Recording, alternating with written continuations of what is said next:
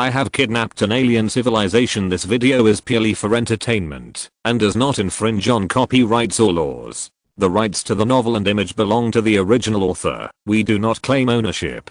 Don't like waiting and want to listen to this fanfic in full now? Subscribe to our Patreon, where you'll find the best fanfics. Chapter 76, Looking for Traces. What affects the orbits of the dwarf planets in the Kuiper Belt? If the orbit of a planet is abnormal, there must be a planet with a large enough mass that exerts gravitational force on them. Liemo knew that he had caught the figure of an unknown planet. If he had the specific data of the orbit of the affected star, he could make a mathematical model based on the space quantization, orbit quantization, theory proposed by Bohr. Only the planetarium has the specific orbital data of space stars. With this idea in mind, Liemo called Professor Wu and explained that he wanted to make a mathematical model of the movement of planets in the solar system. As a result, he was scolded.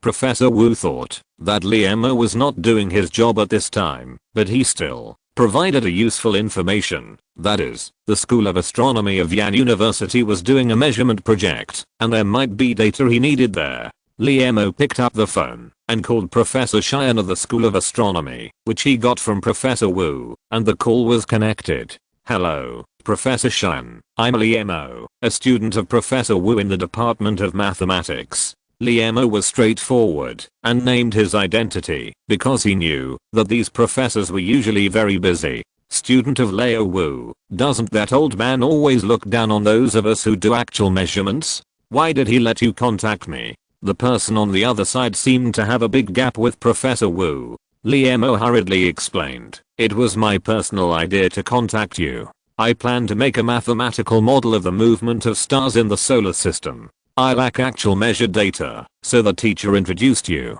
Mathematical model of the movement of stars? Professor Shuxian was a little surprised. Just you alone? Liemo said to the phone. Yes, but I want to try it. You may have heard of my name. Liemo. The person on the other side of the phone thought for a while and finally remembered. So it's you. How about this? My office is on the 8th floor of the astronomy building. You can come directly, and we will meet and talk. Professor Shuxian seemed to be very interested in the mathematical model of the movement of stars. The learning assistant system once said that fame is also a kind of power, which seems to make sense. Liemo hung up the phone. The astronomy building is in area A, and its white exterior shines in the sun. Looking at this majestic building, it can be imagined that China attaches great importance to the emerging discipline of astronomy. Professor Shuxian, I'm Liemo who just talked to you on the phone. Pushing open the office door, Liemo saw a young professor sitting at the desk. Liemo, please take a seat. Professor Shuxian asked him to take a seat. Let me see what the baby of the mathematics department looks like. As he said that, he looked carefully and seemed a little disappointed. It's just like this. One nose and two mouths. It's hard for old man Wu to call me personally just now for you. Last year, I wanted the mathematics department to make a measurement error standard for our astronomy department. Look at how arrogant he was. This time he got frustrated. Professor Shuxian smiled heartily. Liemo nodded. Although the measurement error standard is not difficult, the calculation is too large, and many students don't like to do it. Professor Shuxian, you are really young. The professor in front of him seemed to be only in his 20s, with thick eyebrows, big eyes, and delicate skin. Could he also be a young genius? Professor Shuxian laughed at Liemo's straightforwardness. You can't tell. I'm already over 40 years old, but I was born with a childlike look. Okay, let's not talk about this anymore. Tell me what your mathematical model of stellar motion is for. Professor Shuxian said anxiously. Liemo looked around, and there were all kinds of planet models everywhere, and even the background of his office computer was the universe and the stars. He thought for a moment and said, I want to make a mathematical model that can describe the orbits of the planets in the solar system. Accurately describe the orbits? Professor Shuxian was a little unbelieving. Do you know that, although the orbits of the planets have been accurately recorded, they are not determined by mathematical models? Many mathematicians have also made various mathematical models, but there are large errors compared to the actual orbits of the planets. He stared at the seemingly boasting student in front of him with his bright eyes. There are too many mysteries of the universe.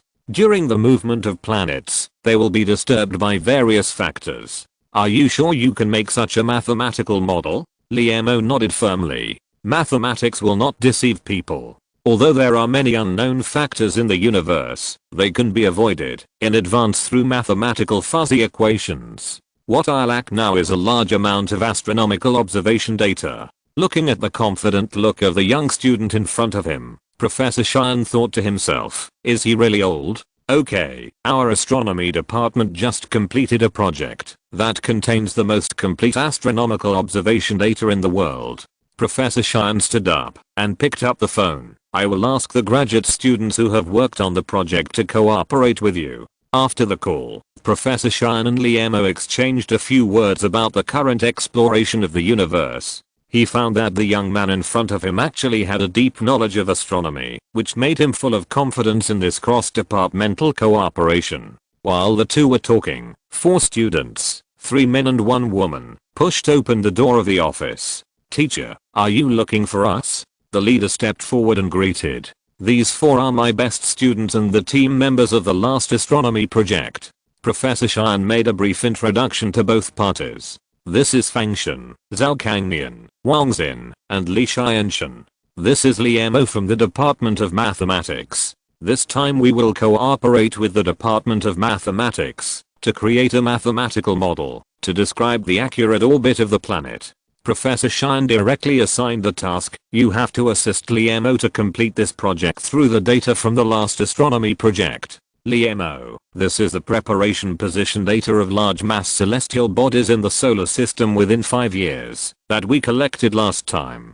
This is the orbital data of comets in the solar system within 5 years. This is the data of Jupiter's satellites. This is the data of Saturn's satellites. The Department of Astronomy actually collected so much detailed data on the movement of celestial bodies. Liemo returned to the Xiaoshan laboratory and carefully checked the USB flash drive. Faced with this mountain of data, he took out a cup of energy coffee from his backpack and started working hard. The first step was to use Python to write a small program to arrange the data according to a pattern and input the data of the unknown planet into the calculation formula. The second step is to write a mathematical model. Under the action of V1/R equals P/R, P is a constant related to the system when the orbit of an object in orbital motion satisfies the following formula, or more precisely, when its orbit is in the vicinity of the formula. The stability of its orbit has a small and sharp peak. Tn equals n3t0, n equals 1, 2, 3. 2, where a0 and t0 are constants related to the system, and n and tn are the semi-major axis and period of the nth orbit. When V1/R is a Coulomb field generated by a hydrogen-like nucleus, the above formula is equivalent to Bohr's first and second assumptions, and can be deduced from each other, so there is no need to verify them here. A0 equals K1m1, 3, T0 equals K2m2, 4, where m is the mass of the central celestial body. The constant C2 equals 0.56500.0015 and K2 equals 2.141 x 10-12. Finally, based on the gravitational limitation, the specific trajectory of the unknown star was calculated. Chapter 77 Nature. The orbit of this unknown planet around the sun is actually an approximate circle, which exceeds Liemo's understanding of planetary orbits. Due to the huge gravitational force of the sun, the planets in the solar system all have similar elliptical orbits and have perihelion and aphelion. However, the orbit of the planet in front of him is an approximate circle centered on the sun, and it takes about 20,000 years to orbit the sun. Liemo stared at the orbit diagram on the screen and found that the entire orbit of this unknown planet is located on the periphery of the solar system, and the closest star to it is the Kuiper belt outside the solar system. The dark surface of the planet wanders around the periphery of the solar system for a lifetime, which may be the reason why this unknown planet has never been discovered by humans. The trajectory of the unknown planet has been determined, as long as it is published in a journal. After demonstration, there will naturally be curious astronomers to look for it. After all, everyone has curiosity. Now all I need to do is to make a mathematical model to report to Professor Shuxian, Liemo thought. Finally, everything is done. He packed up the data and the draft of the paper and put them in his school bag. Opening the door of the laboratory, Zhao Deong stood outside the door and said a little excitedly, "Brother Mo, if you don't come out, I will break Mr. Ren's ban and rush in." Brother Qiu behind him also stepped forward to take a closer look. 7 days. If I hadn't stopped him, Deong would have rushed in on the 3rd day. 7 days? Li Mo realized that he had been in the laboratory for 7 days and 7 nights. He looked at the concerned expressions of the two people in front of him and said, "I'm fine. I need to go to school now. Please send me there." Brother Qiu. "Did you really do it?" In the office on the 8th floor of the astronomy building, Professor Xian looked at the complex mathematical equations in front of him and asked excitedly, "You can verify it yourself. The preparation rate is over 95%. Li Mo said confidently. Professor Xian then criticized him again. "If I wasn't afraid that old Wu would cause me trouble, I would have thought of poaching you." Li Mo shook his head and said with a smile, "I only explained the movement of celestial bodies from a mathematical perspective. It would be impossible to do it without the astronomical data you collected. There is one more thing I want to ask you."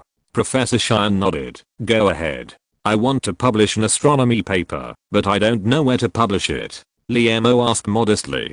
Professor Xian had an expression of asking the right person for advice on his face and said slowly, "If you are an internationally renowned professor, I would recommend you to publish in APJ, and MNRAS. These 3 are professional astronomy magazines in Europe and the United States, and they are very influential. But if you are an astronomical researcher, I still recommend you to publish in Nature. Nature is a magazine that accepts all, and its blind review system can ensure that the author of the paper is not affected by fame." Li Mo nodded, "Thank you," then turned and left. Professor Xian behind him was stunned. "Hey, I haven't finished yet. For a beginner like you, it's better to publish in Astronomy Enthusiasts." Looking at Li Mo's leaving figure, he murmured to himself, "Are young people nowadays so ambitious? I have been in the academic world for so many years, and I have never published a paper in Nature on the necessity of the appearance of an unknown planet in the solar system and its detailed trajectory data." Li Mo considered the title of the paper again and again. He knew that, if this paper was published, it would cause a big storm in the academic world. So in the paper, he discussed in detail the necessity of the existence of this planet, and gave a complete description of the orbit of the planet. Relying on the skills of writing papers sent by the system, a perfect paper was soon produced. Li Mo couldn't wait to mail the paper to Nature. "Student Li Mo, your application for early graduation has been approved. Please defend your thesis in the conference room of the Department of Mathematics tomorrow afternoon." This is a new email received in his mailbox. The last step of early graduation finally arrived. Li Mo carefully reviewed his previously published paper on the complete validity of the proposition. Any map can make countries with common borders colored in different colors using only 4 colors. At that time, he discussed the issue of early graduation with Professor Wu and asked the professor how to write a graduation thesis. The professor glared at him and said, "Take out the paper proving the 4-color conjecture. I wonder if any professor dares to find fault with it." These words opened a window. Li Mo submitted the 4-color conjecture as his graduation thesis. At 2:30 p.m., in the large conference room of the Department of Mathematics, almost all the mathematics professors of Yanda were sitting in the audience. Li Mo took the paper to the podium, inserted the USB flash drive into the computer, and opened the PPT. "Dear teachers, the title of my paper is on the complete validity of the proposition. Any map can make countries with common borders colored in different colors using only 4 colors." As he spoke, he played the projection of the paper in the slides. "Isn't this cheating? How can we review this kind of paper from your student, old Wu?" The professors in the audience were talking about it when they saw that Li Mo actually used the proof of the 4-color conjecture as his graduation thesis. Professor Wu picked up the microphone and asked, "Did Li Mo write this paper during his undergraduate studies?" The professors looked at each other and said, "Yes." Professor Wu asked again, "Is Li Mo suspected of plagiarism in this paper?" The professor said, "How is that possible? This is a paper that has been reviewed by peers in the world of mathematics." Professor Wu laughed, "That's it. This paper fully meets the requirements of undergraduate graduation thesis. The professor said. Alas, who can blame him for being a genius? As a result, no professor raised any questions while Liemo was explaining the entire paper. Finally, Professor Wu couldn't bear it anymore and pointed to a symbol in the paper and said, "I think it would be more appropriate for you to use a comma here." Haha. The professors in the audience were amused by Professor Wu's words. In the end, Liemo's paper was passed unanimously, ending his undergraduate journey. "Can I borrow a bachelor's gown and take a photo as a souvenir?" Liemo asked as he took the graduation certificate handed over by Professor Wu. Professor Wu smiled and said, "Zhao Ming should have a bachelor's gown. Go borrow it from him." The next day, Liemo wore the borrowed bachelor's gown and came to the library with his graduation certificate. Aing Sasa borrowed a camera from the Photography Association and helped him take the last photo of his undergraduate career. Look at how well this photo was taken, although it is not the harvest season. Liemo posted the photo on Weibo and soon received countless messages. This is a real big shot, graduating in his freshman year. Is the graduation certificate real? Why does it look like a prop? Don't talk nonsense upstairs. The person in the photo is Liemo, a big shot in the mathematics department. I heard from the teacher that he graduated early. Why are people so different? I studied hard for 4 years, and I'm still worried about my graduation thesis, while others have already graduated. This is Liemo from our class. Professor Princeton personally invited him 3 times, but he didn't go. Princeton? You are bragging. Forget it if you don't believe it. Everyone in the department knows about it. Awesome.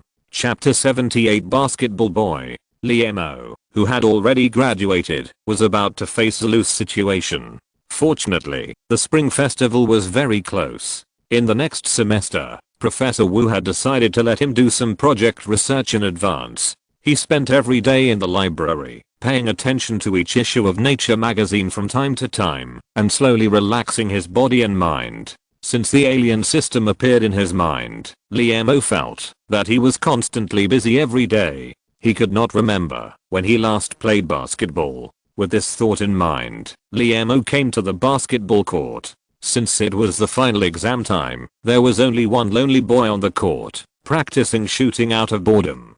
"Do you want to play together?" Liemo came into the court, picked up the basketball bouncing on the sidelines, and suggested. The boy looked at his tall and thin figure and shook his head. "I can only shoot. I can't fight." "Shoot if you want to shoot, then let's compete for 3 points," Liemo said, standing outside the 3-point line. Swoosh. The ball hit the basket and bounced out of the court. "I haven't played for a while. My hands are a little unfamiliar. It's your turn." Liemo slapped the basketball over. The boy performed a standard shooting action, and the ball went into the net. "Great," Liemo exclaimed. The boy took a somewhat strange step to chase the basketball, and Liemo realized that there seemed to be something wrong with his legs. "Why didn't you read the book? The exam is coming up." The boy handed over the basketball. "It's your turn," he said a little arrogantly. "I don't need to read books. I always get full marks in the exams." Taking the basketball, Liemo focused his eyes and shot the ball in with his eyes closed.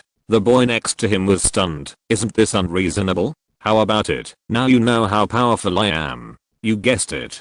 Don't believe it? I'll show you again." Swoosh. This time it was an accident. Swoosh. This time the wind was too strong. "Haha, you are just bragging." The boy smiled heartily. Liemo touched his head. "Okay, I admit that I guessed it." He stretched out his right hand. "I'm Liemo from the Department of Mathematics. What about you?" The boy hesitated for a moment, then raised his hand hesitantly and shook it together. "I'm Lan Zichen from the Department of Biology. Are you coming tomorrow morning?" "I'm coming now, because the library is too crowded."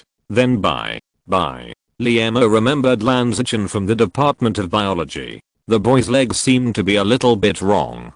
He has been in the Xiaoshan laboratory these days and hasn't been back to his rented place for a long time. Liemo returned to the Huayuan community. He now needs to make an auxiliary program. This auxiliary program can make the cosmic quantum wave monitor run automatically so that he doesn't have to be on duty in the laboratory. C++ is used for everything. Although the program written in C++ is more complicated, it is better in that it can modify the memory. Soon, a simple auxiliary program was written, and then an abnormal callout function was added. When the monitoring system finds an abnormal star, it will send the data to Liamo's mobile mailbox. Pop. Someone was knocking on the door. Liamo turned off the computer and opened the door. The landlord was standing outside the door in an evening gown and holding a handbag. Liamo was very puzzled. Is it really appropriate to wear such complicated clothes on weekdays? Hello, what can I do for you? Liamo stood at the door and did not mean to let the owner of the house enter the room. The lady asked proudly, you don't seem to live in the community often recently. What are you busy with? Is this a greeting or an interrogation? Liamo frowned. He was quite disgusted with such private questions. There is a scientific research project in the department, and I just finished it. If you don't have anything to do, I still have to read books. The lady frowned and squinted, as if she was very dissatisfied with his attitude. I was planning to hire a tutor with a high salary, but now it seems unnecessary, and I'm not going to rent this house to you from next month. Tutoring? Not renting a house? Liamo was stunned for a moment. Okay, I will move out in the next few days. When he rented the house, he used his living expenses and chose the monthly payment method. It is understandable that the landlord decided not to rent it to him next month. As he said that, he closed the door. There was a sound of heavy footsteps leaving outside the door. The landlord seemed very angry. Liamo shook his head. He thought that, although he rented the house cheaply, it was a result that both parties were willing to do. Now this middle-aged lady wanted to rely on her status to be superior to him, but it was absolutely impossible. Where should I live next semester? Xiaoshan laboratory is too far away. Do I have to rent a house outside? Although rent is no longer a burden now, Liamo still hopes to live in school because it can keep away from these trivial things. He decided to move back to the dormitory first, so that he can have a reunion with his roommates in the short time before his undergraduate career ends. Fatty, come and help me move. Liamo called his roommate. Moving? Are you going to come back to live? The fat man on the other end of the phone seemed a little positive. Wait for me. 10 minutes later, Liamo opened the door, and Fatty, Wang Yang, and Liu Senlin were all standing outside. You all came? The fat man rushed over and gave a bear hug. They heard that you were going to move back, so they all decided to come with you. Wow, you are willing to leave a house of this level. The fat man squeezed into the door and exclaimed at the furnishings in the room. Wang Yang cast a glance and said resentfully, I thought you were going to graduate and forgot about us. Liamo sorted out his clothes. How could it be? Even if I graduate, I will not leave Yanda. Wow, your computer is amazing. You must let me play a game. When I return to the dormitory,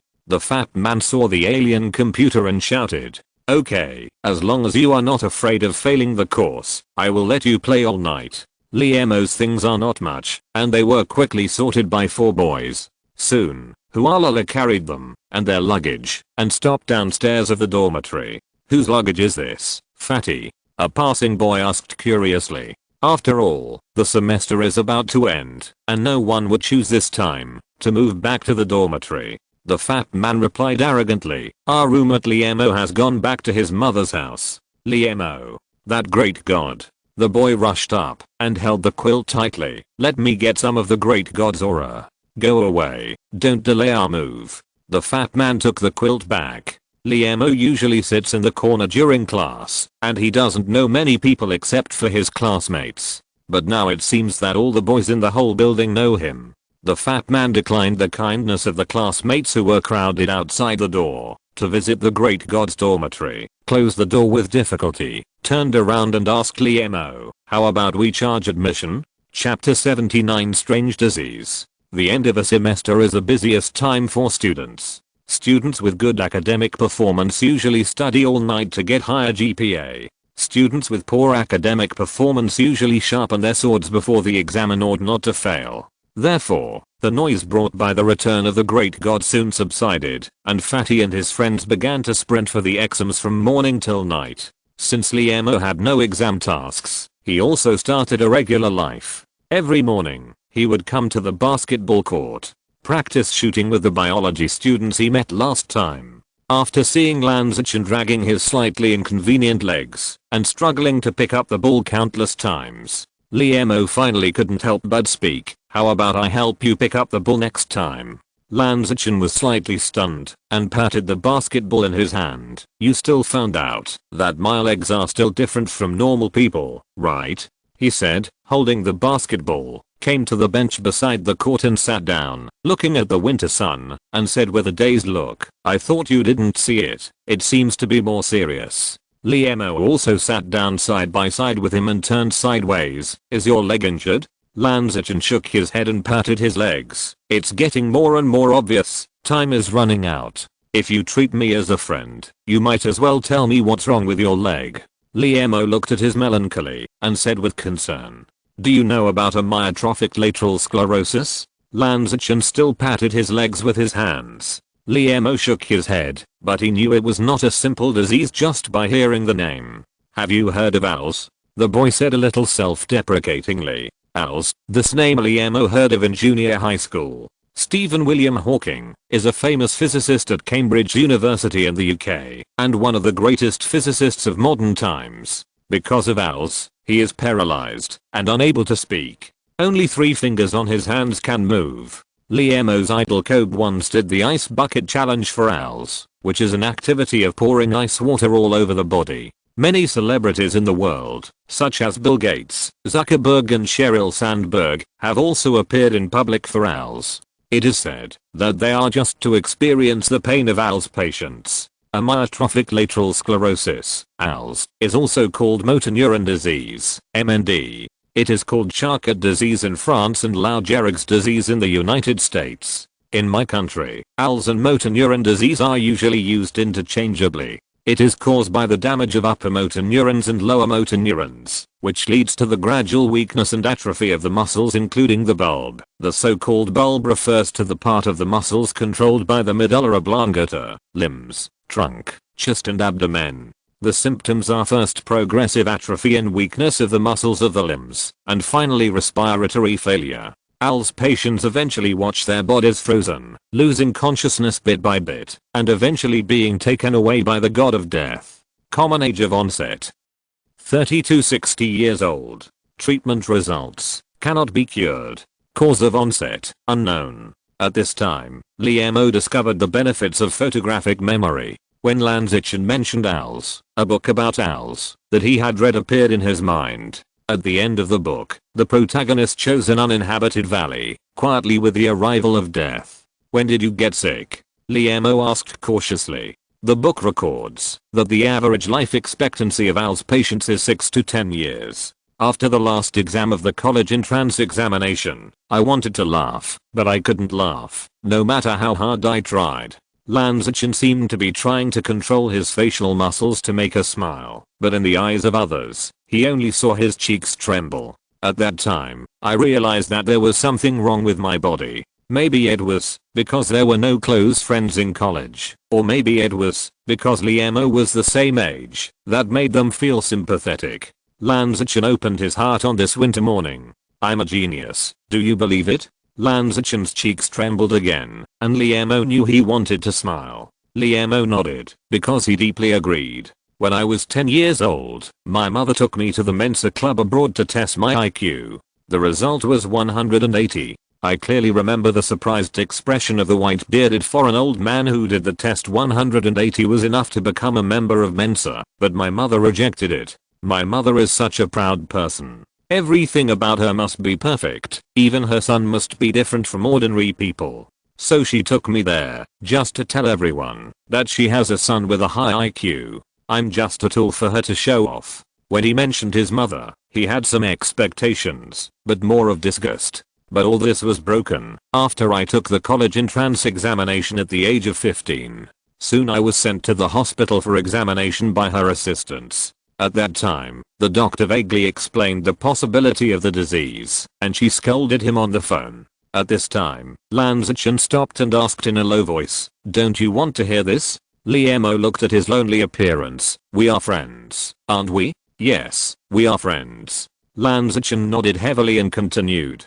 That night, I was taken on a plane by her assistants, and our destination was a private clinic in Germany. There, I underwent a whole week of examinations, including MRI, EMG, nerve conduction velocity, and genetic testing. Maybe I did all the examinations, but the doctor didn't tell me the final result clearly. It's just that I received a call from her. On the phone, she asked me what I wanted to do now. I said I wanted to go to college, so she bought a house for me in Yan University and arranged a nanny to take care of me. Lan Zichen whispered at this time, you know, that was the last call she made to me. If I have any daily needs, I just tell the nanny. Liemo is not good at comforting people. Looking at Lan Zichen's hesitant expression, he asked, what year are you in college now? It's the end of the semester now.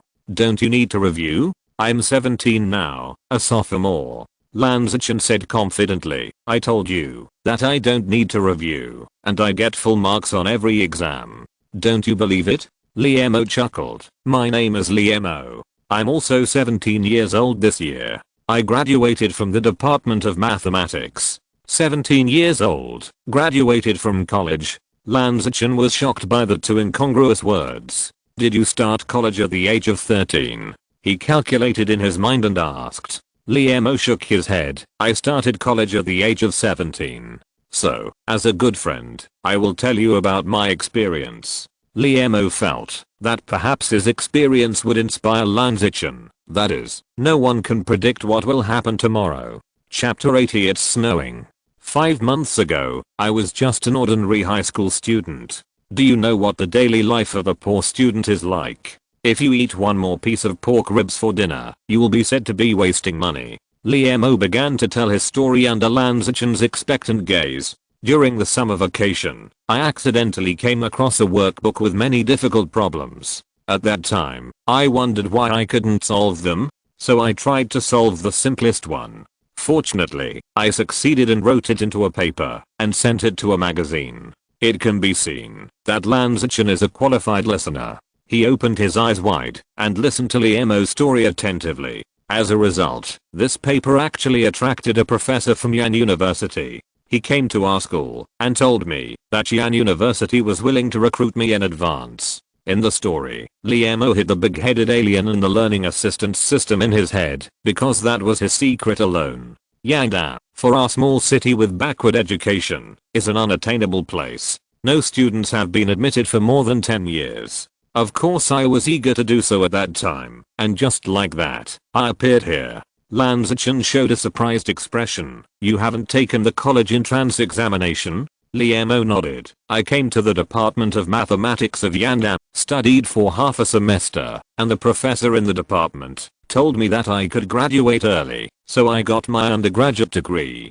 Lan Zichen was speechless. He had always been proud of his IQ since he was a child. He didn't expect that this inconspicuous boy in front of him would have such a bizarre experience. When I was in the first year of high school, I would never dream that I would have today's results. So, things are unpredictable, and no one can predict what will happen tomorrow. Liemo persuaded. That's right. Lan Zichen seemed to be moved. Suddenly he thought of something, stood up excitedly, and looked at it carefully. Point to you, the great man in the Department of Mathematics who proved the four-color conjecture? He was still discovered. Liemo felt that all his preparations were in vain. He touched his head and said embarrassedly, I'm the great man you mentioned, but my previous experiences are all true. Thank you for your kindness.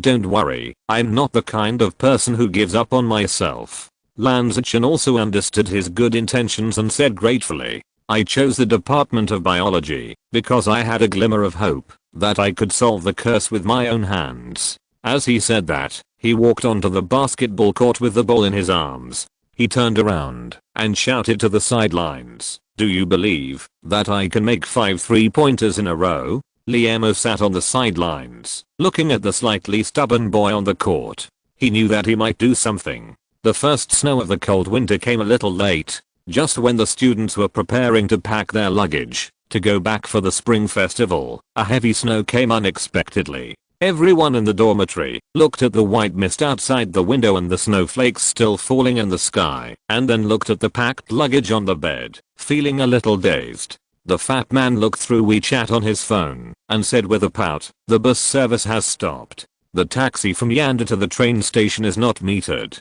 The price has risen to 500. What a bunch of black-hearted guys. He suddenly threw his phone aside and unpacked his packed luggage. Forget it, I have already refunded the ticket. I will come back in a few days. Wang Yang shouted beside him, go online.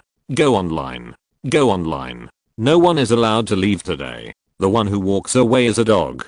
It seems that he was greatly stimulated by the questions in this year's high-level algebra exam. For these gifted people who failed in high school with 90 points, the psychological pressure when they are really facing the possibility of failing can be imagined. Looking through the window, looking at the heavy snow still flying outside, and the colored glaze hanging on the branches, Liemo felt that he should also refund the ticket. Liemo, there is a girl looking for you downstairs. A boy from the next dormitory pushed open the door and shouted, wearing a scarf. I can't see her face clearly. You should go down quickly. Girl, who could it be? He walked out of the dormitory with doubts. The ground outside the dormitory building was already covered with snow, but there were still many students walking on the snow carefully. Liemo, here. Just as he was looking around, a familiar voice came from the side. Looking for the voice, a girl wrapped like a teddy bear was waving at him. Eyeing Sasa? Liemo asked tentatively. The teddy bear girl took off her scarf, revealing a cherry mouth. It was indeed the class monitor eyeing Sasa. You didn't recognize me. How about this suit? My dad bought it for me. She came over with a jump. It's so thick. Does your dad want you to go to Antarctica? Liemo felt hot next to him now. Eyeing Sasa pretended to be angry and said with a fierce face, nonsense, I didn't expect you to joke. But then she raised her little face and asked, are you on today's train? Yes, but it's a snowy day, so it's a day to keep guests. The buses have stopped, and I'm preparing to refund the ticket. Liemo shook his head and said. Eyeing Sasa raised her lips. I knew it, so I came to give you a ride. Give me a ride? Liemo didn't understand. My dad is coming to pick me up today. I'll ask him to take you to the train station. How about that? Eyeing Sasa's eyebrows and eyes were all gentle. Liemo looked at the snow outside, and it seemed to be a little heavier, and said worriedly, it's snowing so hard, can the car drive to the train station? Eyeing Sasa said confidently, don't worry, my dad is a good driver. I'm leaving first, I'll pick you up later. As she said that, she turned around and ran into the heavy snow, stumbling and almost slipping. Be careful. Liemo's warning behind her, only to be exchanged for her waving her hand without turning her head. It's okay, I'm leaving first. Liemo, who is it? Fatty came downstairs at some point. He looked at the teddy bear in the snow and didn't recognize it. Aren't you not going back today? Why are you out? Liemo asked the fat man who was looking at the teddy bear. The fat man retracted his gaze. I'm going to the cafeteria to bring food. Do you want anything to eat? No, a friend of mine will take me to the train station later. Liemo declined the fat man's kindness. Wow, why didn't you tell me earlier? I've refunded my ticket. The fat man complained. During the first vacation away from home, the freshmen are eager to go home. Liemo patted his head embarrassedly. I just found out about it too. Fortunately, I can play with Wang Yang and the others these 2 days. Usually, they ignore me when I ask them to play together. Now they take the initiative to play with me. Don't you think it's weird? The fat man quickly found new fun. No more talking. I'm going to bring food. Chapter 81. Robbed. Liemo, I'm here. Downstairs in the dormitory, Eyeing Sasa rolled down the window of an off-road jeep and waved at him. Liemo walked to the car with his luggage. Eyeing Sasa opened the door and jumped out regardless of the snow outside. This is my dad. She pointed to the middle-aged man in the driver's seat and introduced him. Hello, uncle, I'm Eyeing Sasa's classmate. Liemo greeted first. Her father looked very young, with a handsome short flat head and a pair of sunglasses, which made him look particularly energetic. Sasa's classmate, get in the car quickly, it's still snowing outside. Eyeing Sasa's father nodded slightly. Dad, this is my classmate Liemo. Eyeing Sasa was dissatisfied and pouted at her father. The middle-aged man in the driver's seat turned around and greeted him. Hello, classmate Liemo, I'm Eyeing Sasa's father Yingming. My Sasa often mentioned you on the phone, saying that you are a young genius. Uncle Hying, you are too kind. Okay, don't be polite, Dad, drive quickly, the snow is getting heavier. Aang Sasa urged with a red face. Let's go to the train station first. She gave orders from the passenger seat. Yingming released the handbrake and started the car. The wheels rolled over the snow, making a creaking sound. Fortunately, you have a day off today. If it were tomorrow, the snow on the road would freeze into ice, and it would be more troublesome to drive. He turned on the wipers and kept adjusting the steering wheel. The snow had been crushed into deep ruts by the vehicles on the road. The Jeep car drove steadily along the ruts. Although it sometimes slipped, it was offset by Yingming's fine-tuning of the steering wheel. The speed was firmly stuck at 30, and the distance from the car in front was at least 20 meters. Although Liemo could drive, he felt that he could not drive as easily as Yingming on such an icy road. Uncle Hying, you drive really well. Yingming held the steering wheel with both hands, as if he didn't hear what Liemo said. Dad, Liemo is talking to you.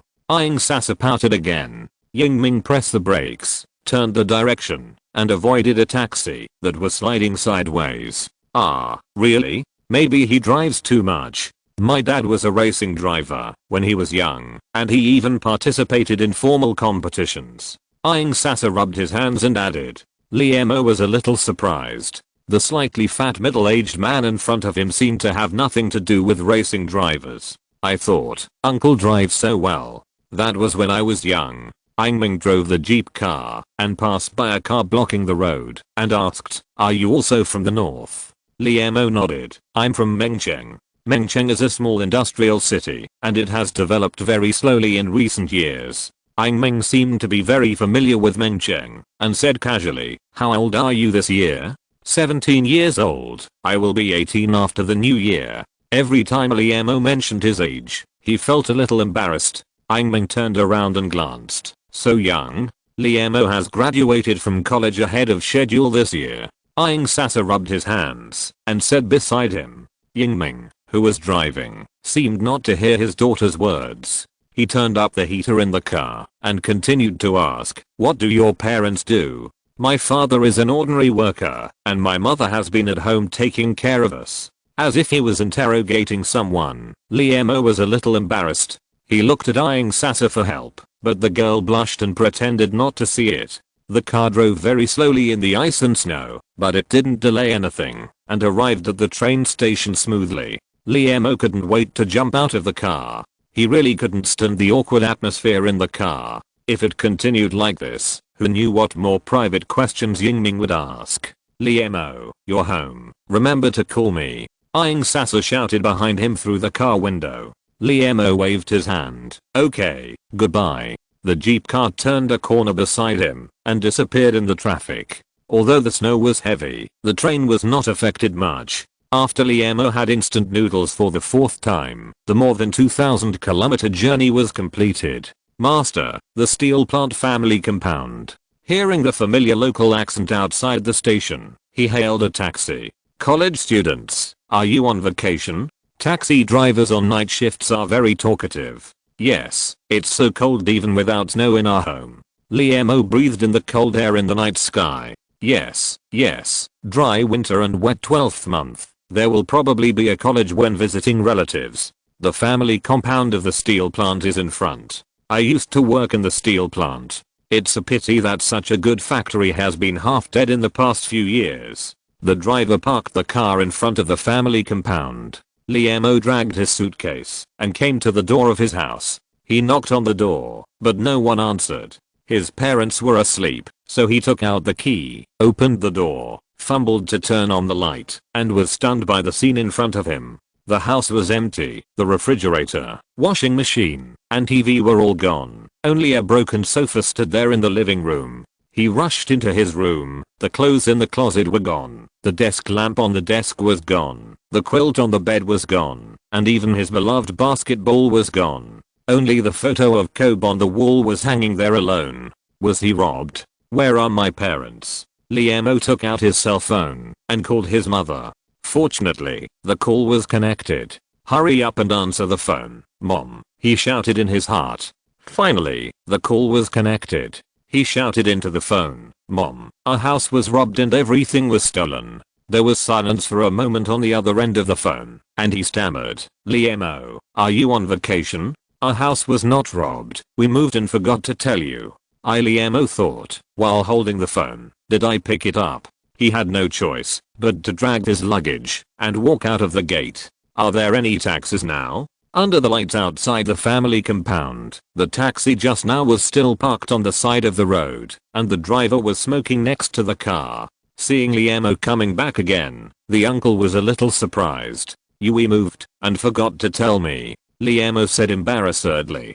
"Ha ha ha ha." The uncle laughed loudly, which sounded particularly loud in the quiet night. Liam got back into the taxi and asked, "Uncle, why didn't you leave? The people at the train station have already dispersed. It's better to wait here for a while. Maybe we can wait for customers." The uncle started the car skillfully. "I've waited for customers, haven't I? Ha ha ha." Liam pretended to be angry and said, "Uncle, your service attitude is not good.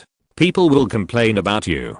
The uncle quickly restrained his smile. Stop smiling, young man. Which university are you studying in?" "Yada," he said unhappily. "Yada, a good school. My daughter is also preparing for the college entrance examination this year." The uncle showed an envious tone. "I plan to let her enter a normal school so that she can be a teacher in the future." If you're listening to this novel on a channel other than Fanfic World, it means they downloaded and uploaded it without effort. We cordially invite you to visit our channel, Mundo Fanfic Novelos. There you'll find the original version of this story and you can explore many other novels of various genres. We're waiting for you to immerse yourself in a world of incredible novels. Chapter 82 Transport Ship.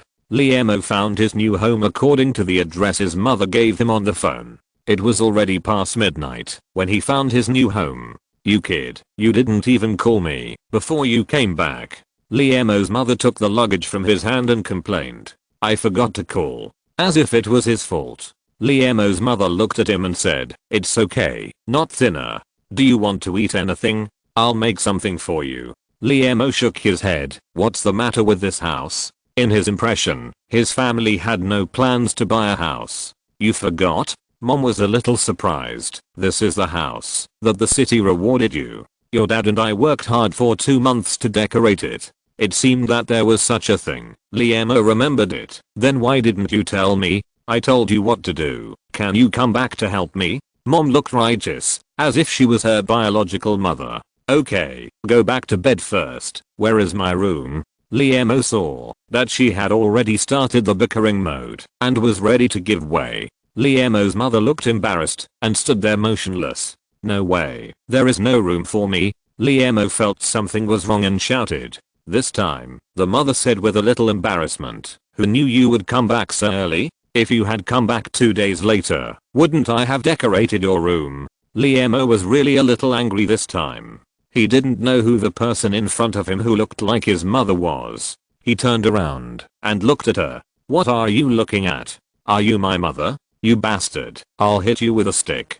Spare my life." The final result of the battle was that Liam lay on the old sofa, looking at the empty room. "It seems that I have to buy some furniture tomorrow," he thought. It turned out that my mother didn't forget me, but in order to save money, the house was simply decorated and no furniture was bought. When Liam got up in the morning, he was dazed and looked at the familiar furniture in the living room. The table, the chair, the coffee table, and the stick that was often used to educate him was not lost. "You know, everything is expensive now. We just simply changed the water and electricity, laid some tiles, put down the ceiling, and added a set of kitchen utensils. It has cost more than 70,000 yuan." His mother was holding a glass of milk and calculating. "Your father and I thought you would not come back to live, so we didn't buy any furniture. If we buy it now, it will be old when you get married." She was still the calculating mother. "We need another bed." Liam made his request. "Let your father carry the old bed to you." His mother proposed a response. "My father can't carry it. That bed is just a piece of wood." Liam retorted. "Really? Then I'll go out and buy you a bed today." His mother gave in. Liam shook his head. "No, I'll buy it myself and go out for a walk." Liemo did not go to the furniture market when he went out, but took out his mobile phone directly, chose a store with high sales, and placed an order for a bed, a desk, and a desk lamp. This new campus is located near the former high school. In small county towns, developers like to build houses near schools, perhaps so that they can sell them at a higher price. Liemo walked slowly along the street. The phone number with the area code was beeping. It couldn't be a harassing call.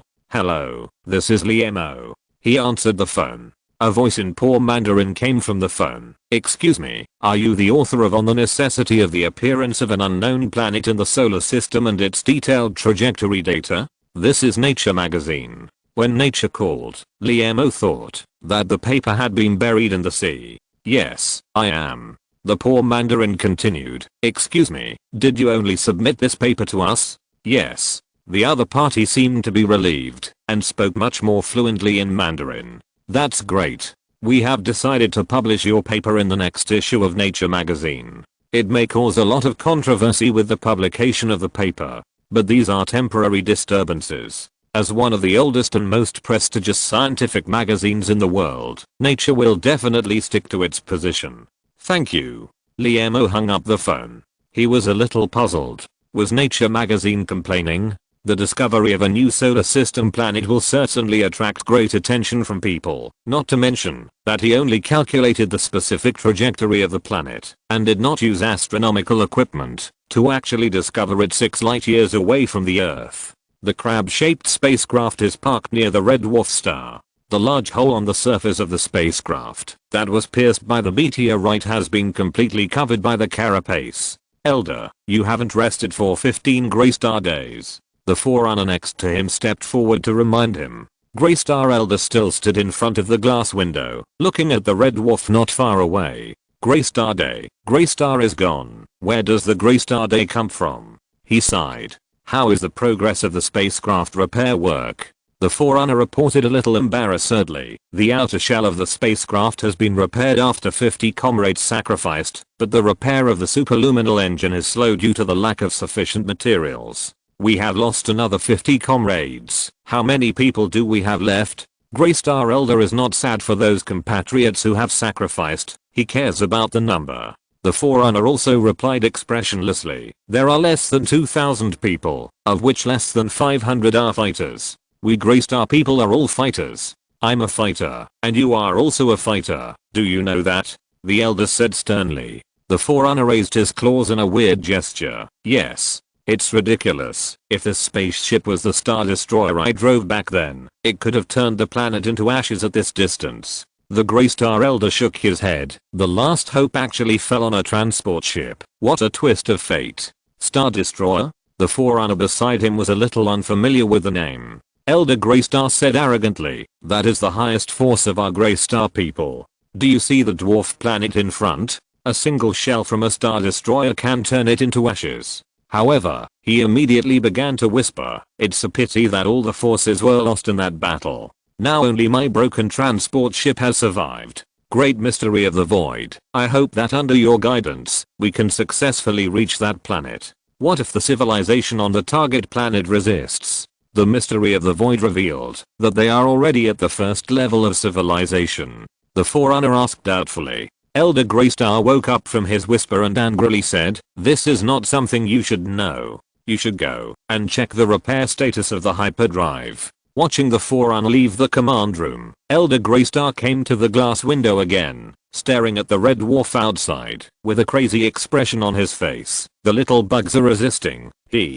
Chapter 83 Thesis Trouble. Teacher Zhang. This way. Liemo waved to Teacher Zhang at the door of the cafe. If he said that he cared most about Mengcheng No. 1 High School, it was Teacher Zhang. In Teacher Zhang, Liemo saw the sense of responsibility of a teacher. Teacher Zhang was still the same. "You are on vacation, right? When will you be back?" He looked around again, looking at the slightly luxurious decoration of the cafe, and blamed. "Why did you make an appointment in such a place? It's a waste of money." Liemo looked at Teacher Zhang's somewhat restrained look and smiled. "I came back yesterday. I missed you, so I made an appointment with you. If you miss me, don't be afraid that I will punish you to stay after class. Just study hard." Teacher Zhang joked. I didn't stay in school to continue studying and take the college entrance examination. I feel very sorry for the teacher. I know that the class teacher with the best college entrance examination results in the school will be rewarded with a house. This has always been a knot in his heart. He knows what a house means to a teacher who relies on salary to make a living. Teacher Zhang widened his eyes and said angrily, "You think like this? Are you looking down on me or a teacher's ethics? No teacher will trade the future of his or her students. Besides, the top students in the class, such as Chen Shuxian, just won the first place in the school in the final exam. Although she can get into Tsinghua University in the college entrance examination, Yanda is not guaranteed. There is still hope for her to be admitted to a 985 university." Li Mo did not expect that Chen Shuxian had made such great progress. Teacher Zhang took a sip of coffee and showed a disgusted expression. TSK, why does it taste like rotten water? Can you keep up in Yanda? Those who can be admitted to Yanda are all top students in the country. It must be difficult for you at such a young age. Li Mo shook his head and took a sip of coffee. The taste was indeed not very good. I graduated. Teacher Zhang almost stood up. Li Mo nodded. Yes, the diploma has been issued, and I will be studying as a graduate student under Professor Wu in the department next year. Teacher Zhang frowned again, carefully studied it, and muttered to himself, do I really have a genius student? Li Mo looked at his deep doubt. Beep beep beep, the phone rang. It was Professor Wu. Li Mo answered the phone. Did you publish a paper in Nature magazine? Why didn't you ask me to review it in advance? Professor Wu's reprimand came from the phone. Li Mo looked up at Teacher Zhang, who was difficult to taste coffee, and whispered, Teacher, it's a bit inconvenient for me to talk now. I will get back to you right away. Teacher Zhang noticed his abnormality. Let's stop here today. I still have to go back to compile the child's transcripts. Seeing you like this now, I'm very satisfied. Then invite me next time. Li Mo nodded. Teacher Zhang laughed. Forget it, I'll invite you to my home next time. Then he got up and left. Li Mo came to the service desk with his mobile phone. Hello, checkout. Can I use WeChat? The waiter checked the bill. I'm sorry, the gentleman just now has already paid. The total is 210. You see, this is the cash he paid. The waiter took out the money that had just been put into the cash register. Already paid? He then remembered that after Teacher Wu came in, he went to the bathroom first. Maybe he paid the bill at that time. As for this Teacher Wu, Li Mo shook his head. He walked out of the cafe, chose a secluded place, and called Professor Wu. In fact, the moment he saw Professor Wu calling, he knew what he was doing, but Li Mo didn't want to make this matter known to everyone before the dust settled. Professor Wu, I'm just with my former teacher. What's the matter? Tell me. Professor Wu on the other end of the phone seemed to be less angry. Discovering an unknown planet in the solar system. Can this kind of thing be casually written into a paper and published in a magazine? Do you think you can do whatever you want just because you are a genius? Have you ever thought about the consequences if this paper is overturned? At the very least, you will become a laughing stock in the academic world and accompany you for the rest of your life. At worst, you will be accused of being delusional and your reputation will be ruined. Faced with Professor Wu's anger, Li Mo took a deep breath and said, I firmly believe that my paper is correct. It is because your paper may be correct that it has brought big trouble. Professor Wu sighed and said, Big trouble? Li Mo was a little confused. Professor Wu guided him on the phone. It is such a great honor to discover an unknown planet in the solar system. You know that now the world's famous observatories are looking for that planet. Based on the data in your paper, whoever finds it first will become world famous. You idiot even attached the specific data. Do you want to give this honor to someone else? Professor Xian from the Department of Astronomy wants to hang me up with a rope. Li Mo realized that Professor Wu called to find the unknown planet. Originally, he was not interested in the actual search for planets because that was the scope of astronomy. But now it seems that he may change his mind. Don't worry, although there are specific trajectory data in the paper, I did not attach the operation schedule. According to the characteristics of the planet, it will not be so easy to be discovered. In fact, in order to save time, Liemo did not calculate the operation time of the unknown planet at all. Hearing his words, the other party seemed to be relieved. That's good. Although the equipment of our Yanda astronomy department is not top notch, if you join them, they probably have a chance of winning. Join? Liemo heard an ominous feeling from Professor Wu's words, and he whispered, Professor, it's almost the spring festival now, and I'm on vacation. The other party hummed, as if he was very dissatisfied with his excuse. Sure enough, Professor Wu's full-hearted voice came from the phone. Do scientists have holidays? Do those observatories abroad have holidays? Does the planet in the sky have holidays? Come back quickly, the department has booked a ticket for you tonight, and Professor Shine and dozens of other people are waiting for you. After that, the phone was hung up. Liemo stood on the side of the road with his mobile phone in his hand, looking at the people on the street, who were preparing for the new year. He was a little confused. My vacation is gone just like that? Ding dong. It was a text message. He opened it and saw, Dear Passenger Liemo, hello, your reservation for the Air China CA 10220 flight from Mengcheng to Yanjing Airport on January 15th, departing at 2300 hours and taking off at 9 o'clock, has been successfully booked. Please bring your ID to the Mengcheng Airport terminal to check in 2 hours in advance. Welcome to take the Air China flight, and wish you a pleasant journey. Chapter 84 Foreign Moon. When Liemo returned home, his mother was preparing lunch. Mother, look what I prepared for you. Steamed fish, green beans, all your favorites. As if to make up for her mistake, her mother made a large table of delicious food. Liemo looked at his mother busy in the kitchen and asked, Where's my dad? Your dad, since you were admitted to Yanda, their manager transferred him from the workshop to the office. Everyone in the office is in charge of lunch, and I heard that it is 3 dishes and 1 soup. Liemo's mother was busy all the time. I have to return to school in the evening, and the department has booked a plane ticket for me. Liemo looked at his mother's expression and didn't know how to start. Go back to school? Didn't you just come back? Why are you leaving now? After hearing this, Liemo's mother quickly turned off the fire and wiped her hands. You're not really angry with your mother, are you? Look at what you're saying. How could I be angry with you? Liemo was almost amused by his mother's words. There is an urgent academic meeting to be held in the department, and the teacher asked me to help.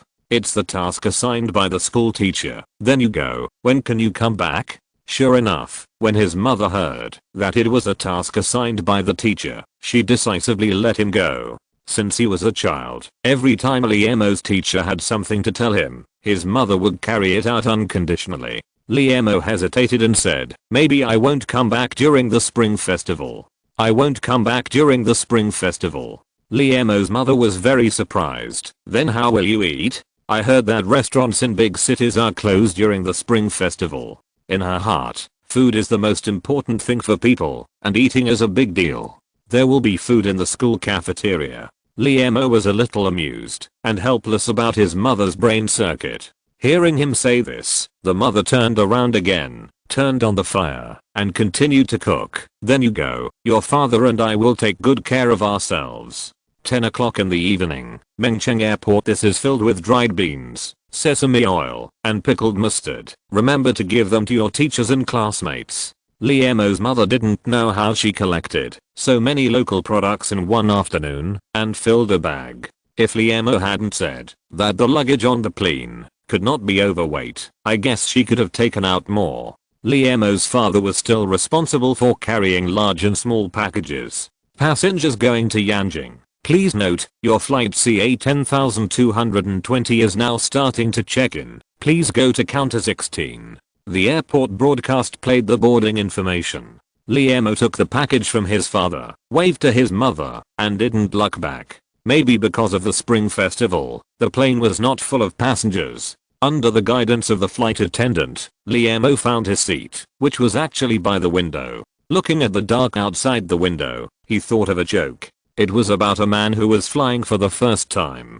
He looked out the window and said to the passenger next to him, Look, the plane is flying so high, and the people below are like ants. The passenger next to him rolled his eyes and said, The plane hasn't taken off yet, and there are ants below. Liemo was also flying for the first time. He hoped that he would not make such a mistake. A burst of noise broke the originally quiet cabin. Liemo looked in the direction of the sound. A woman in the front row wearing a gold necklace as thick as a dog chain and wearing a mink coat had an argument with the stewardess. "What's your attitude? The first class cabin is empty. Why can't I sleep there?" the mink coat woman shouted. The stewardess kept apologizing and said, "I'm sorry, you bought an economy class ticket. Isn't the first class cabin empty? I originally wanted to buy a first class ticket, but I bought an economy class ticket. The first class cabin is empty anyway, so let me sit there." The mink coat woman changed her tone and requested. The stewardess still smiled and shook her head. "I'm sorry, ma'am. Our airline has rules." "What kind of rules are these? I just came back from the United States, you know." The mink woman became emotional, waving her arms and shouting, "I have never been treated like this on an American plane. My son-in-law is American. I want to complain to you." At this time, a man next to Liemo stood up and shouted to the mink woman, "If you do this on an American plane, you would have been shot by the police long ago." The passengers in the cabin were all amused by this sentence. Seeing that she did not get everyone's support, the mink woman had to sit back in her seat with a mouth full of complaints. The stewardess came over and thanked the man who had just rescued her. "You don't have to thank me. I just look down on those who think that the moon is rounder in foreign countries." The man shook his head and declined the stewardess's thanks. Liemo then took a closer look at him. He was in his 30s, wearing a plaid shirt, jeans, and a Weiho bracelet on his hand. There was an English magazine on the table. Could he be a programmer? The man noticed Liemo's kind gaze, grinned, and stretched out his hand. "Guwei, I'm a small businessman. Please take care of me." Looking at his clothes and his words and deeds, Liemo felt that there was something fishy in his words. Liemo also stretched out his hand. "My name is Liemo, a student at Xi'an University. I don't need your care." "Hahaha, kid, that's interesting." Guwei turned sideways and shook hands with him. "Isn't Yander on holiday now? Why did you take the return flight?" Liemo nodded. "Something happened at school and I need to go back." Looking at the chattering woman in the front row, Liemo leaned over and asked Guwei in a low voice, "Given the behavior of that lady just now, would the police in the United States really shoot?" Guwei smiled mysteriously and said contemptuously, "Scare her? Of course, American police may really shoot on the street. On the plane, considering the passengers around, the most they would do is tie her up and throw her off. This kind of people can only run rampant in China, but they are like rats abroad. They dare not make a sound when they encounter any trouble. Those blind migrants abroad like to blackmail them the most. I've seen a lot of them." "So that's the case." Liemo nodded and asked, "It seems that you go abroad often." Speaking of going abroad, Guwei's expression immediately fell, and he spread his hands. "I can't help it. I opened a small company and need to travel frequently. Isn't life abroad good? Don't the media report that the living standards in developed countries are very high?" Liemo saw that he was not very satisfied with his life abroad, so he asked. Guwei shook his head and said, "From the time I started school to the time I started doing business abroad, I have been abroad for more than 20 years in total. But if I were given the choice again now, I would choose not to have been abroad, although I might not have made as much money as I do now." Liemo looked puzzled. He did not expect that the businessman in front of him was so resistant to life abroad.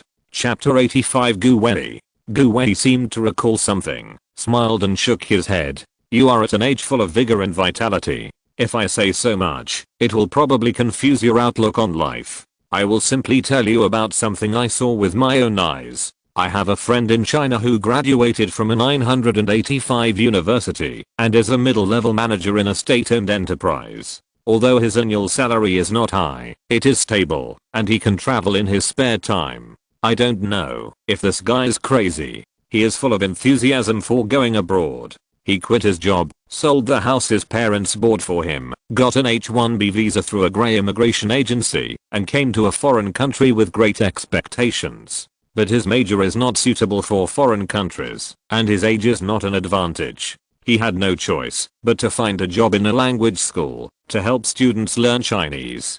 Since he holds an H-1B visa, his salary is not high. Isn't it ridiculous that a Chinese went through so much trouble to go abroad, but found that he couldn't find a job, and finally helped others learn Chinese? At this point, Gu Wei showed a bitter smile. Due to visa issues, he didn't dare to return home when his father died. He could only hide in the basement, where he rented and cry secretly. The girlfriend in China, who had once made a vow to him, had already started a new life. One year, he had appendicitis. Because he had no money, he could only go to a public hospital to queue up. At that time, the queue lasted for a week. The pain of appendicitis was unbearable for ordinary people. We Chinese friends saw that his condition was not good, so we spent a high price to transfer him to a private hospital. In the end, his life was saved, but the hospital bill required him to work for 2 years. Gu Wei paused and took a sip of water. This is the story of my friend abroad. Do you think that kind of life is really good? Liemo shook his head and asked, how is your friend now? What else can he do? He continues to hang around abroad. He is in his 30s and has not married yet.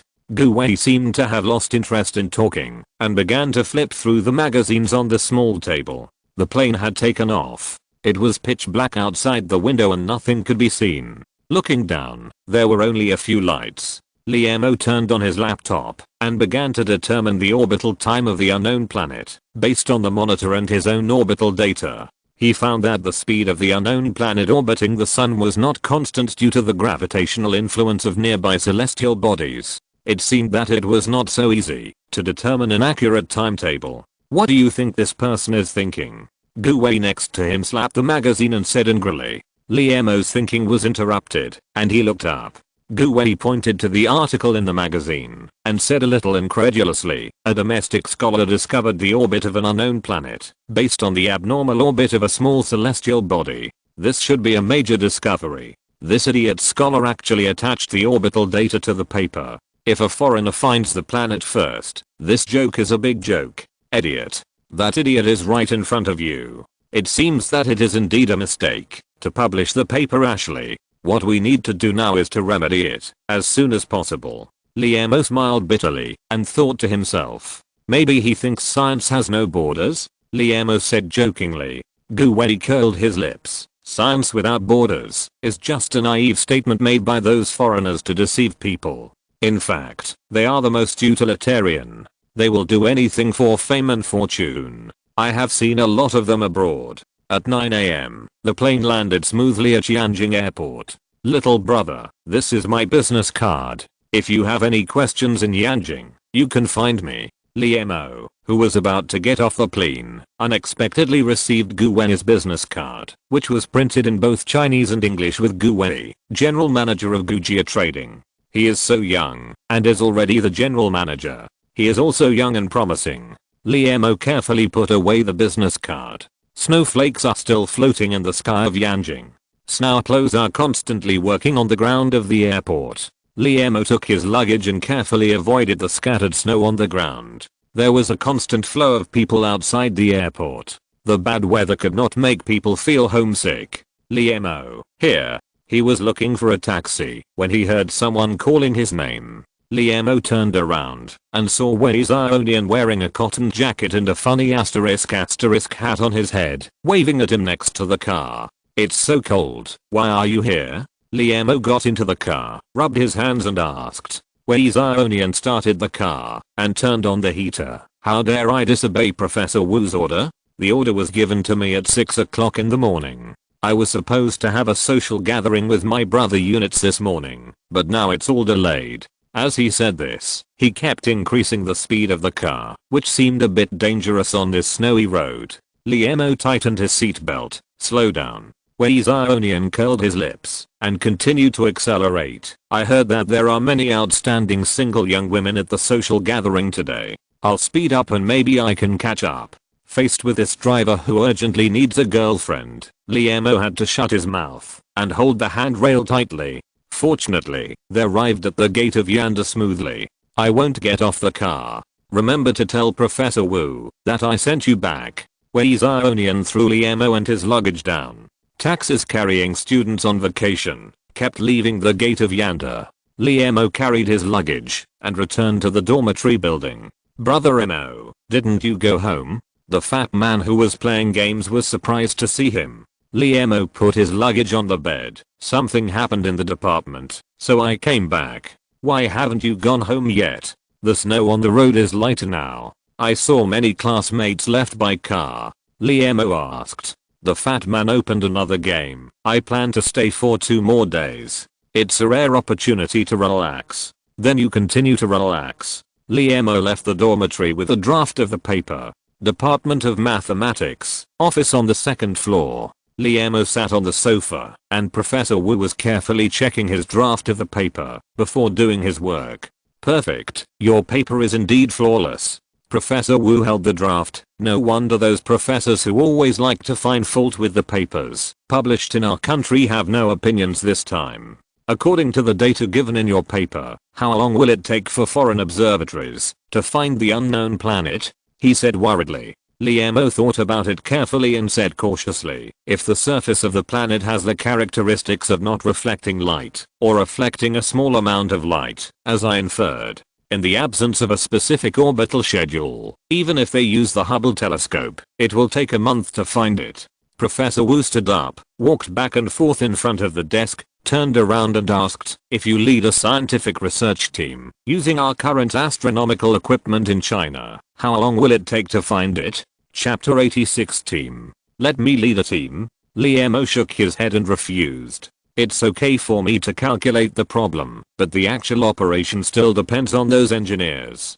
Professor Wu widened his eyes and scolded loudly. "A mathematician who only thinks about solving problems is not a qualified mathematician. An excellent scientific researcher must dare to take his own responsibilities. Besides, this is a special period. No one knows the nature of the planet better than you. It's decided. I will say hello to Professor Shan and ask him to cooperate with you fully. The credit is yours, and I will take the blame for your mistakes."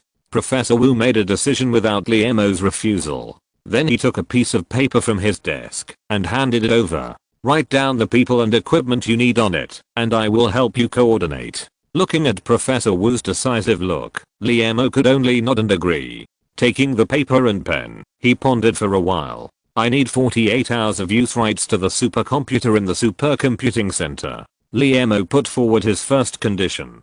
Compared with foreign observatories, his only advantage is that he has complete orbital data. However, to calculate the accurate orbital timetable of the planet, based on the orbital data, the amount of calculation is very large. Looking at the country, only the supercomputer at the supercomputing center, which has 339 quadrillion double precision floating point operations per second, can do the job.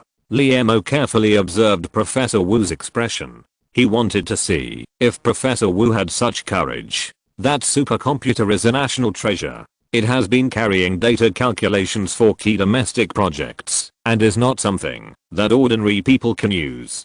Professor Wu pondered for a moment, frowned, hesitated for a moment, and finally made up his mind. "I promise you, I will apply in advance when I need it. You also need to have full use rights of our country's sky for 10 hours. Mo did not write it directly on the paper. He knew that this posed another problem for Professor Wu. Sure enough, Professor Wu asked hesitantly, "Do we have to use the sky eye?" The stargazer at the Yenching Observatory is also very advanced and can also help you gain more usage time. Mo picked up the pen and shook his head. "According to my speculation, unknown planets have characteristics that cannot be observed by the naked eye, and even infrared astronomical telescopes are difficult to observe. The most suitable observation equipment is a radio telescope like the sky eye."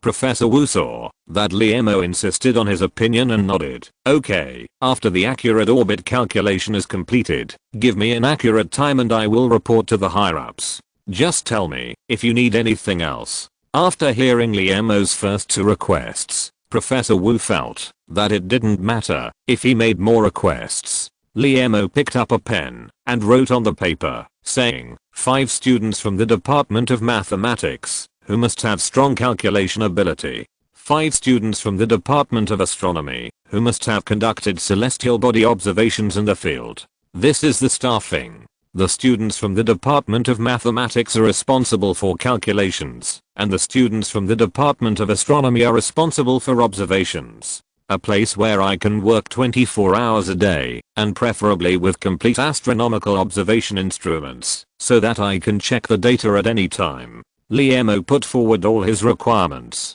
Compared with the first two, he believed that Professor Wu would agree. Professor Wu asked, "Is it okay to just have students? Or should I invite some professors to participate?" Liemo shook his head and said, "Students will do, because compared with the mental labor of other scientific research projects, this time it focuses more on physical labor. It is best if the team members can be in place within 2 days." Professor Wu saw that he still insisted on his point of view and shook his head. Although the young genius in front of him was extremely intelligent, he still lacked worldly wisdom, so he let him give him some advice. He said in a teacher's tone, "The success or failure of a project depends on a strong enough backing, so that you can charge forward. Let me and Professor Shuxian be your backing." He took the paper and added his name and Professor Shuxian's name in the project team. At the same time, in the large conference room of NASA Space Research Institute, dozens of scholars gathered together, including astronomers, physicists, mathematicians, and even chemists. Everyone was puzzled about the purpose of this impromptu meeting. At this time, the director of the institute, wearing a NASA uniform, walked up to the podium. After a few simple opening remarks, he turned on the big screen. A huge photo with space as the background and an article appeared on the screen. "The reason why I asked you to come here today is because of an article." He gestured to the assistant standing beside him to distribute the papers. "This is an astronomical paper published in Nature, and the author is a Chinese." In the paper, the author describes in detail the possibility that there is an unknown planet in the solar system, and gives specific data. The authenticity of the paper data has been verified. As he said this, he looked up to observe the reactions of the scholars present. Sure enough, as expected, this group of old antiques in the ivory tower were stunned by the news. "Oh my god, is this a joke? The behavior of this Chinese author, in their words, is too real. Isn't this giving away a gold mine? Oh my god, it's the 21st century, and there are still planets in the solar system that we don't know about. What's the difference between us and primitive people?" Everyone in the audience was talking about it, but some scholars had already read the paper in the magazine in advance. They just sat quietly aside, waiting for NASA's further explanation. These stubborn guys are now no different from women in the vegetable market. The director of the institute was very satisfied with the reactions below. He clapped his hands. "Be quiet, I will issue a NASA mission. I want you to form a research team and try to use the data in the paper to discover this unknown planet within 2 months. As soon as he finished speaking, a gray-haired physics professor raised his hand. "Is it not moral for us to do this? After all, the data we are going to use are the hard work of the Chinese author." He asked with some doubts. "Morality, what is morality?" The director of the institute on the stage immediately interrupted his speech. "If the public knew that our NASA spends tens of billions of dollars every year, but we don't even know how many planets there are in the solar system, what do you think they will do?" He paused and made a knife-cutting gesture with his hand. Then he continued, "I have received news from Europe that their telescopes have already started moving. Finally," he said threateningly, "if you want your budget for the next quarter to be paid in full, start moving immediately and find that damn planet before the Europeans do." Sure enough, the discussion below became much quieter. The director of the institute looked at the scholars who surrendered below and was very satisfied. For these old antiques, controlling the budget is really a good way. Chapter 87 Team Members. The Astronomy Club of Yanda University was requisitioned and officially became the base of the Star Exploration Team. The name of the club was thought up by Liemo. He and Professor Wu came to the club together. 10 team members had already come to the club. Due to the principle of confidentiality, the school did not explain the specific reason when recruiting them. The team members were all surprised by this mission, because it was almost the spring festival, and all scientific research tasks were in a resting state. The phone call from the school's academic affairs office did not clearly state what the mission was, but constantly emphasized the importance and confidentiality of the mission. This made the group of young people full of curiosity. Seeing the two people who pushed the door in, the old man was Professor Wu, the leader of the Department of Mathematics, and they all knew him. The young one was as immature as a high school student. However, the girl among the 10 team members' eyes lit up, and she recognized the young man, because she was Aing Sasa. Liemo was surprised to find that Aing Sasa was also among the team members, because except for her, everyone present was a graduate student of the school. Liemo was skeptical about her qualification to participate in such an important mission. He cast a puzzled look at Professor Wu. Professor Wu sensed his doubts and whispered, Aing Sasa has strong calculation ability. Of course there are some off-site reasons. Perhaps because he was afraid that Liemo would be angry, he emphasized, if she is not competent, I will remove her at any time. Liemo nodded. Time was running out, and it was not the time to burn himself for personal reasons. Professor Wu distributed the information directly. Everyone take a look at the information first. Since time is tight, you will all be on standby 24 hours a day from today. Don't even think about going home during the spring festival. I have asked the Academic Affairs Office to notify your parents. Also, we must pay attention to the principle of confidentiality. All data related to the project are not allowed to be taken out of the club. Now everyone take a look at the information first. If you have any questions, please raise your hands to ask questions. Professor Wu is worthy of being a person who has led a team. He arranged things properly. Liemo nodded. This is exactly what he lacks at the moment. Professor Wu, what is our task? A boy with glasses as thick as the bottom of a beer bottle raised his hand. Let Liemo speak. He is the main person in charge of this project. Professor Wu found a chair and sat down leisurely next to him.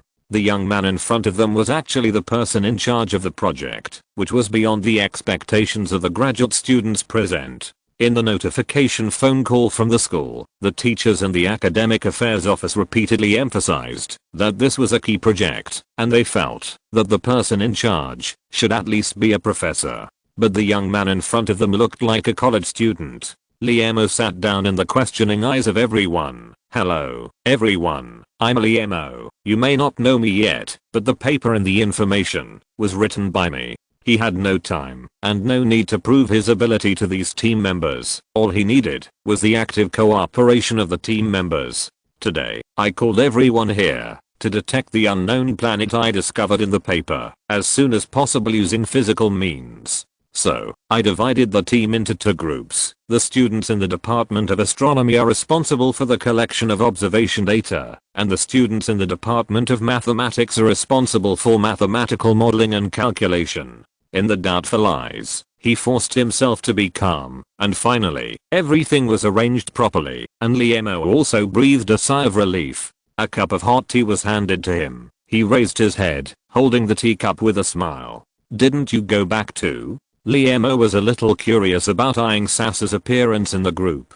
Aing Sasa lifted her black hair and said, my home is in Yanjing. The teacher in the department said there was a special mission, so I came. Then she whispered, I know the members of the group are all graduate students. Don't worry, I won't hold you back. Liemo nodded. When Professor Wu mentioned Aing Sasa just now, it seemed that there was something else. At this special moment, Liemo was unwilling to care. In his plan, the members of the astronomy department recorded the observation data and analyzed the reasons for the abnormal data.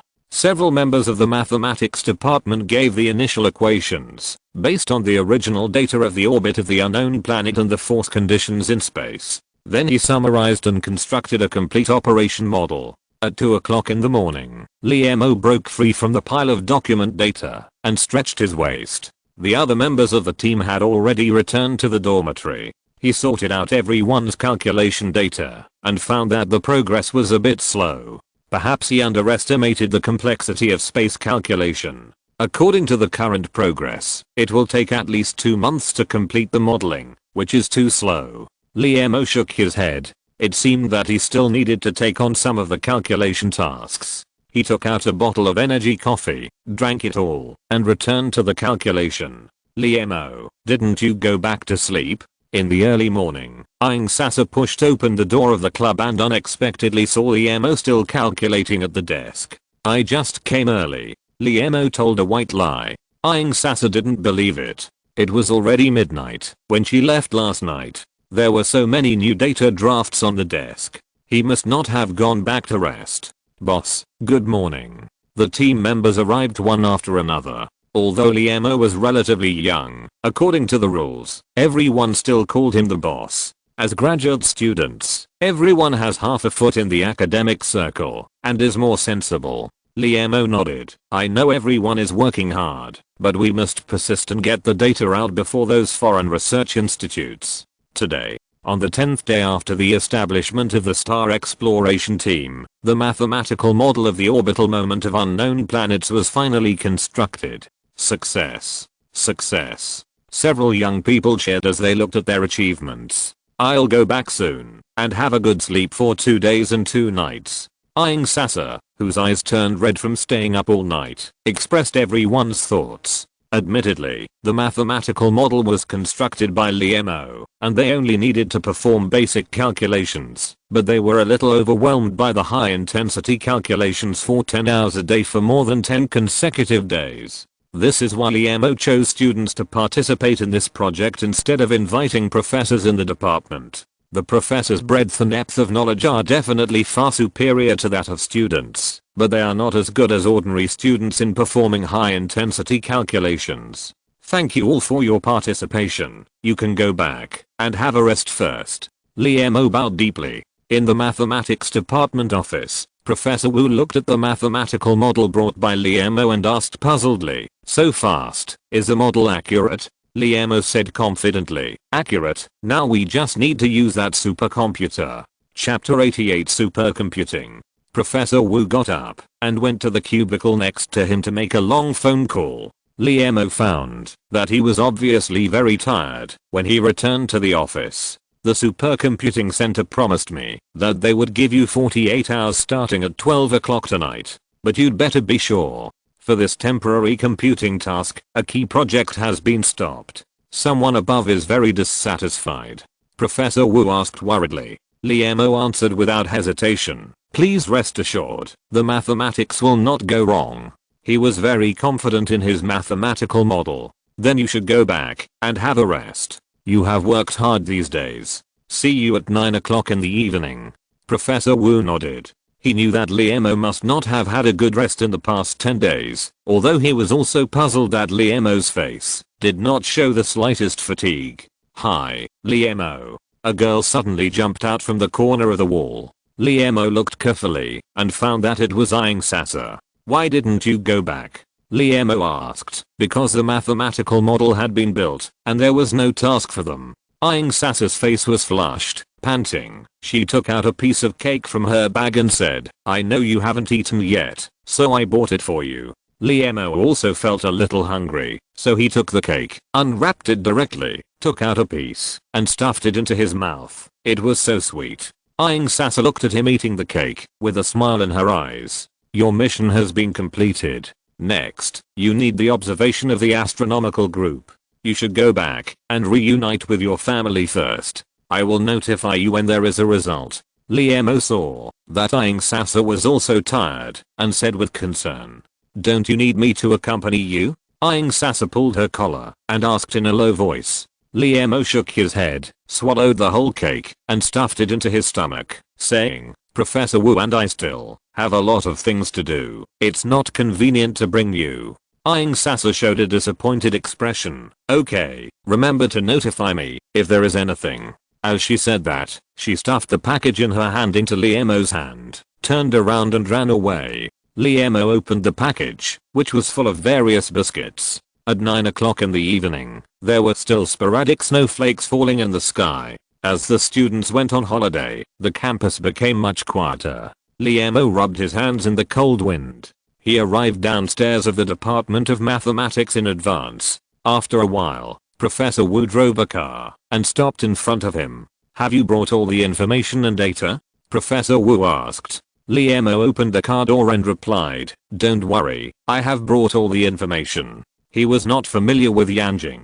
He felt that the car had been driving on the streets in the dark for a long time and had unknowingly arrived at the highway intersection. Liemo looked at the highway toll station in front of him and asked in confusion, Teacher Wu, aren't we going to the supercomputing center? Yes. Professor Wu looked at the rearview mirror, turned the steering wheel, and nodded. Then why are we on the highway at night? He asked again. While Professor Wu parked and paid the fee skillfully, he said with surprise, "You don't think the supercomputing center is in Yanjing?" Ha ha ha ha. It was rare for him to see that this genius student still had something he didn't know. Looking at Professor Wu, who was as happy as a child, Liemo realized that he had always mistakenly thought that the supercomputing center was in Yanjing. Professor Wu gave him a science lesson while driving. There are currently 7 national supercomputing centers, namely the National Supercomputing Center in Xianjin, the National Supercomputing Center in Guangzhou, the National Supercomputing Center in Shenzhen, the National Supercomputing Center in Changsha, the National Supercomputing Center in Jinan, the National Supercomputing Center in Wuxi, and the National Supercomputing Center in Zhengzhou. We went to the nearest Xianjin Supercomputing Center, which has the most advanced prototype in China. It mainly uses the TH1A supercomputer system, which is most suitable for large-scale data calculations. At night, there were not many cars on the highway. Someone once said that Yanjing and Xianjin are like a city, and Liemo believes it now. In less than 2 hours, they arrived at the National Supercomputing Center in Xianjin Binhainu area. Old Wu, you are still so punctual. As soon as the two entered the supercomputing center, a thin man came to meet them. Professor Wu laughed. Anyone's pigeon can be released, but you, Wang Zuwen, can never be released. Liemo, meet me. This is Wang Zuwen, the computing specialist of the supercomputing center. My college classmate.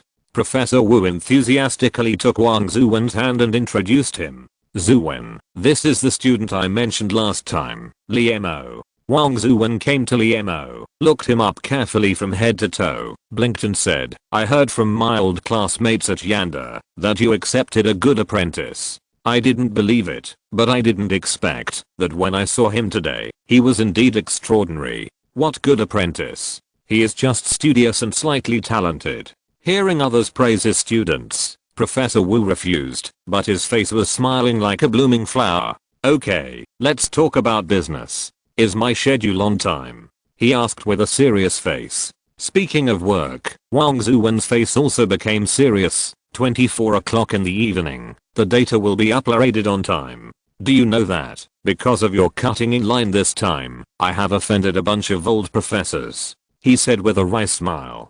Professor Wu showed a grateful look. I know your difficulties, but this time, it is related to the honor of the country. The trouble caused by my unpromising student can only be borne by the teacher. Oh, what's the matter? Wang Zuwen was also very curious. It's still early, come and tell me. He pulled Professor Wu to the office next door. He turned around and told the girl next to him, Xiao Wang, take Liemo to prepare the data first. Remember to start from 2400 hours at night. Set a 48-hour threshold. Also, don't forget to do a data security test first. A pretty girl next to him came over and said, hello, I'm Wang Meng. I'm responsible for the supercomputing data calculation work this time. Have you brought all your data USB drives? Liemo nodded. I have. As he said that, Wang Meng led him to an alloy door. You didn't bring any flammable or explosive items, did you? Liemo shook his head. He had gone through security checks when he entered the supercomputing center just now. Wang Meng opened the password box next to the alloy door, entered a string of numbers on it, and pressed the fingerprint of his thumb. The alloy door opened. This is a laboratory. The laboratory is divided into 2 rooms, inside and outside. The room outside is the operating table of the scientific researchers. Now there are staff members operating computers next to it. Inside the room is a large computer room of several thousand square meters, and the entire room is filled with cabinets several meters high. This is the supercomputer. If you're listening to this novel on a channel other than Fanfic World, it means they downloaded and uploaded it without effort. We cordially invite you to visit our channel, Mundo Fanfic Novelos. There you'll find the original version of this story and you can explore many other novels of various genres. We're waiting for you to immerse yourself in a world of incredible novels. Chapter 89 Programming. Wang Meng turned on a computer next to him. Please give me your computing program. I want to test its security on this computer. All programs that are about to run on the supercomputer need to be tested by the security machine. Liemo opened his school bag, took out the USB flash drive, and handed it over. Wang Meng carefully inserted the USB flash drive into the interface, carefully compiled the computing program, and kindly introduced, the security machine is not connected to the internet. It has a built-in super database. All malicious programs leave fingerprint in the database. You can also call it a physical sandbox. The server suddenly made a buzzing sound. About 10 minutes later, the server calmed down. Wang Meng frowned, checked the program again carefully, and did not find anything suspicious. Then he exited the program, and took out the USB flash drive. This is brain number 1. We use it to replace the task program. Wang Meng took the USB flash drive to a square host, and wrote the program into the server. Brother Wang, has the computing program that is running now entered the idle state? She turned around and asked the male colleague who was operating the computer next to her. Brother Wang was busy operating and said without raising his head, it is 23:40 now. The host has entered the idle state 10 minutes ago. It is expected to be off the machine at 23:59 and then enter the reserve pool. Wang Meng nodded and said, okay, I will pre-enter the program first and set the time to go online on time at 2400 hours. Is the program security check okay? Brother Wang stopped his work and asked. No problem, but the resource utilization rate is a bit high. Wang Meng remembered the buzzing sound of the computer just now. It was the result of the server CPU running at full speed, causing the temperature to rise, and the cooling fan increased the power. However, this calculation program is running in the supercomputer, so no matter how huge the calculation is, it will not be a problem. Taking advantage of the free time, Wang Meng suddenly pointed to the server running in the cabin, and countless indicator lights flashed. She said with a hint of resentment, see, this is my job. I have to work with these cold machines every day. I'm in my 20s, and I have to stay here for at least 18 hours a day. It is too lonely. Wang Meng's role change was too fast. She was a smart and capable career woman 1 second ago, and turned into a young girl thinking about love the next second. This made Liemo a little confused. He looked at Wang Meng's melancholy temperament, and then looked at the cold servers in the cabin. It is really stressful for a girl to work in such an environment. Just when he wanted to comfort her, Brother Wang next to him laughed out loud. Young man, don't listen to her. What do you mean by too lonely? She is actually a computer geek. She has named every host here. The one in the middle at the front. Do you know what she calls it? Brother Wang pointed to the cabin. Liemo looked up and saw several rows of identical hosts neatly arranged in the cabin. How could they be distinguished? Hearing Brother Wang reveal her past, Wang Meng raised her eyebrows. How dare you say that? Brother Wang was also argumentative and said with a smile, it's called Leonardo, and it's said to be the most handsome of all the servers. Ha ha ha ha. Is it funny or not? This woman pretends to be sad every time she sees a young man coming. She makes those young men fall in love and then ruthlessly abandons them. Ha ha ha ha. Brother Wang, who was laughing, suddenly stopped laughing. Why don't you laugh? He saw Liemo still staring at the mainframes with an expressionless face. Liemo stared at the buzzing mainframes and said calmly, don't you think they are beautiful? Beautiful? Brother Wang was stunned. Could it be that this newcomer also has a machine hobby? He said with a smile. Wang Meng, I think you are from the same family. You are looking for death. As the time came to 23:59, the mainframes in the cabin became quiet. Wang Meng and Brother Wang were commanding the program changes at the early control console with serious expressions. Prepare to enter the program. The program is in place. The voltage detection is normal, the temperature is normal, the server is turned on. Constantly reporting numbers, constantly confirming the status of the server. Wang Meng gently clicked OK on the computer screen, and the host in the cabin began to hum again. Monitoring the CPU usage of the host, monitoring the CPU temperature of the host, monitoring the memory of the host. Brother Wang checked the monitoring window on the screen from time to time. Everything is normal. The new guy, where were we just talking about? Liemo shook his head. Why are the people in this computer room a little weird?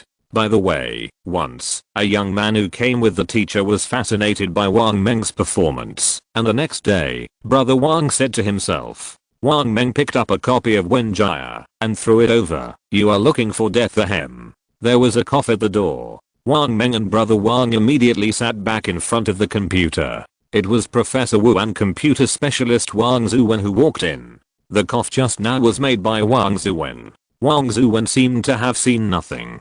He leaned over and checked the data on Wang Meng's computer. He asked, is everything normal? The monitoring values are all within the range. There is no problem. Wang Meng said a little shyly. Wang Zuwen nodded, looked at the counter, turned around and said, it's okay to have these young people watching here. Otherwise, let's go out for a simple meal together, old Wu. Professor Wu said jokingly, okay, I'm going to rip you off this time. When we were in college, you didn't take a lot of meat from my plate. Liemo, do you want to join us?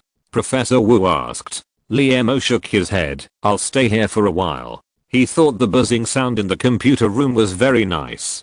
Supercomputers, other countries' heavy equipment, and the crystallization of the wisdom of countless scientists. As an ordinary person, there are not many opportunities to get close to this peak product of human wisdom. With the departure of the two leaders, the atmosphere in the computer room suddenly eased a lot. Wang Meng turned around and glanced at Brother Wang fiercely. I was almost killed by you. Ha ha ha ha. The cheerful laughter rang out in the computer room again. On one side was the humming of cold machines, and on the other side was the sound of happy conversation and laughter. Liemo began to understand why the two had such strange personalities.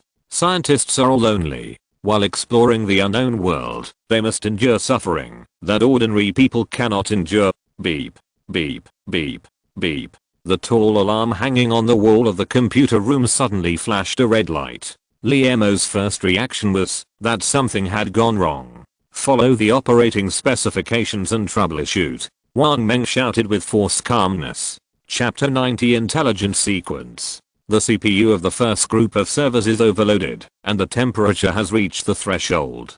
The CPU of the second group of servers is overloaded, and the temperature has reached the threshold. The CPU of the third group of servers is overloaded, and the temperature has reached the threshold. The CPU of the fourth group of servers is overloaded, and the temperature has reached the threshold. Wang Meng looked at the flashing warning lights on the dashboard, at a loss. Quick, emergency shutdown. Brother Zhang shouted beside her. She came to her senses and typed commands on the keyboard while shouting, shutdown countdown preparation. Shutdown countdown 10, 9, 8, 7, 6, 5, 4, 3, 2.1. Shutdown failed. Shutdown failed. As Wang Meng counted down, the servers in the machine room did not stop running, but continued to make a louder buzzing sound. What should I do? She picked up the operation manual and frantically looked up the regulations. The air was filled with a tense atmosphere. Brother Zhang saw that the server was out of control, took out a key, and turned on the main power box. He shouted loudly, I'm going to cut off the main power. Wang Meng quickly flipped through the regulations and stopped Brother Zhang. Wait, if you do that, we will lose the data that we have been running for 3 years. Brother Zhang pressed the power supply with his hand while observing the situation of the server. The noise of the server became louder and louder. On the console, various instruments were spinning rapidly and were completely out of control. No, I'm going to cut off the power. He was about to press the power controller when someone blocked him. Get out of the way, Liemo. The service room is about to explode. Brother Zhang was so angry that his face was bulging with red veins. Wait a little longer. Liemo calmly blocked him. Wait.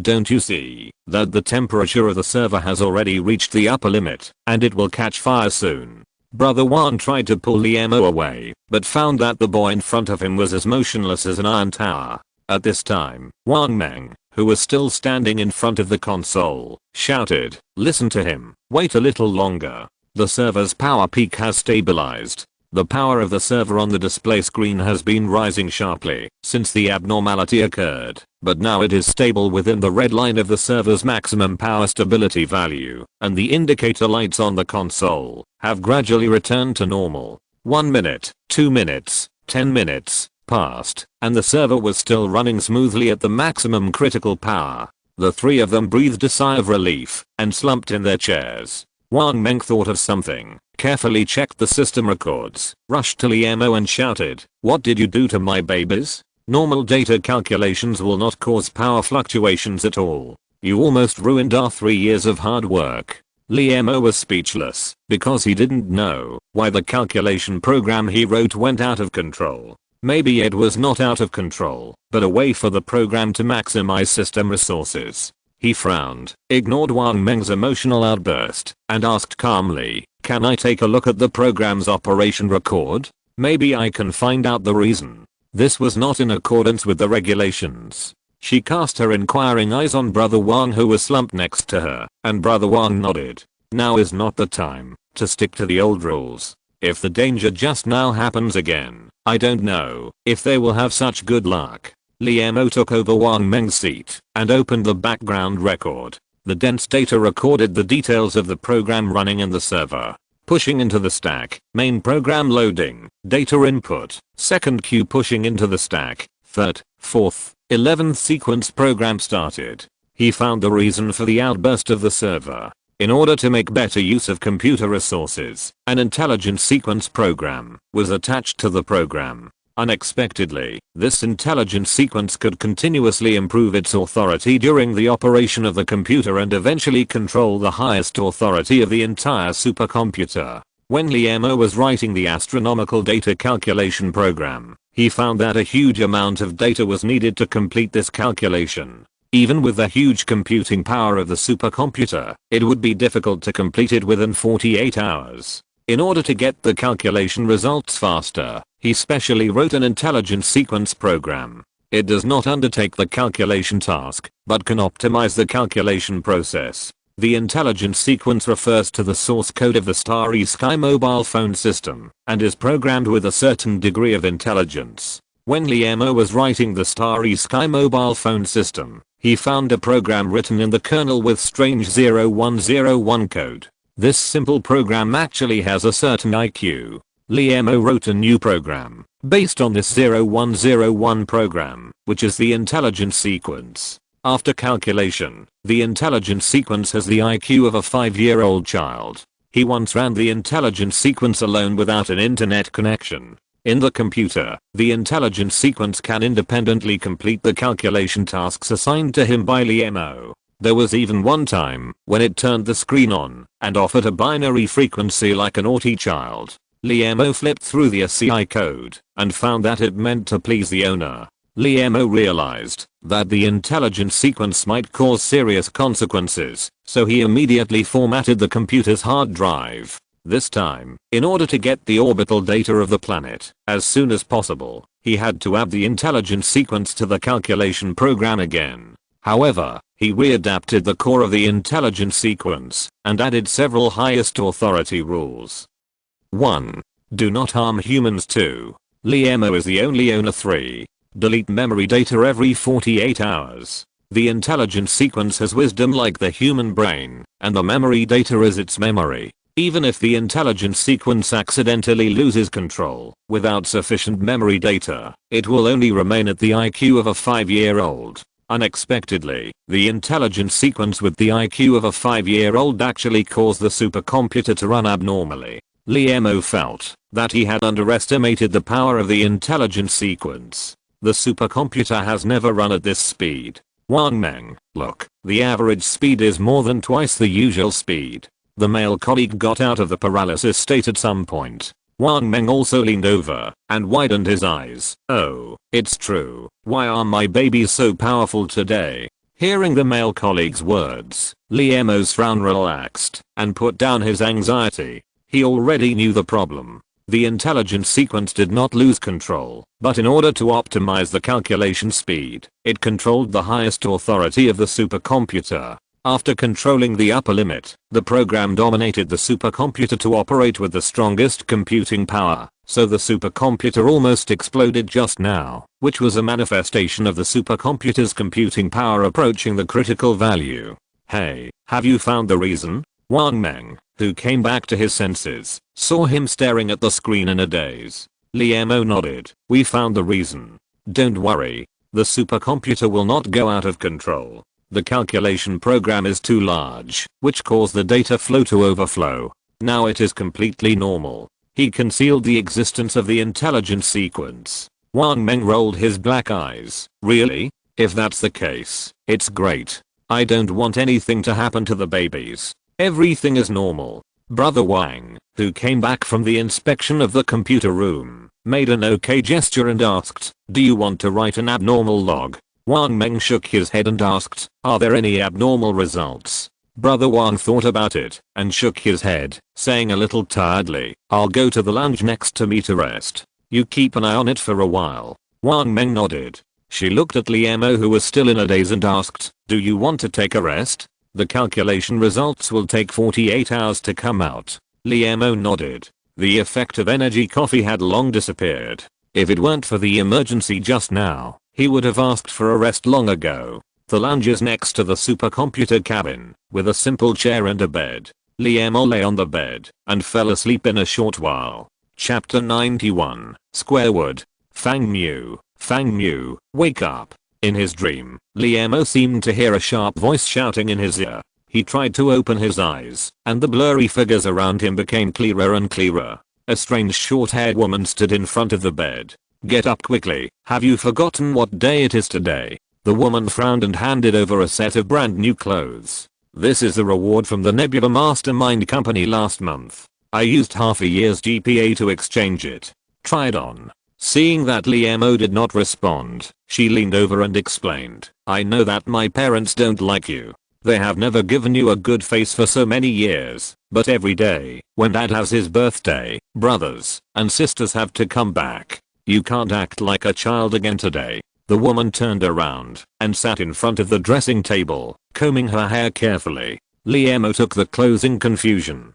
Who is Fang Mu? Who is this woman? And where is this? Questions lingered in his mind. Looking around, he found that this was a completely unfamiliar environment. It was a small room with a 32-inch LCD TV hanging on the snow-white wall and neatly folded clothes on the cabinet beside the bed. There was a wedding photo of a man and a woman hanging on the bedside.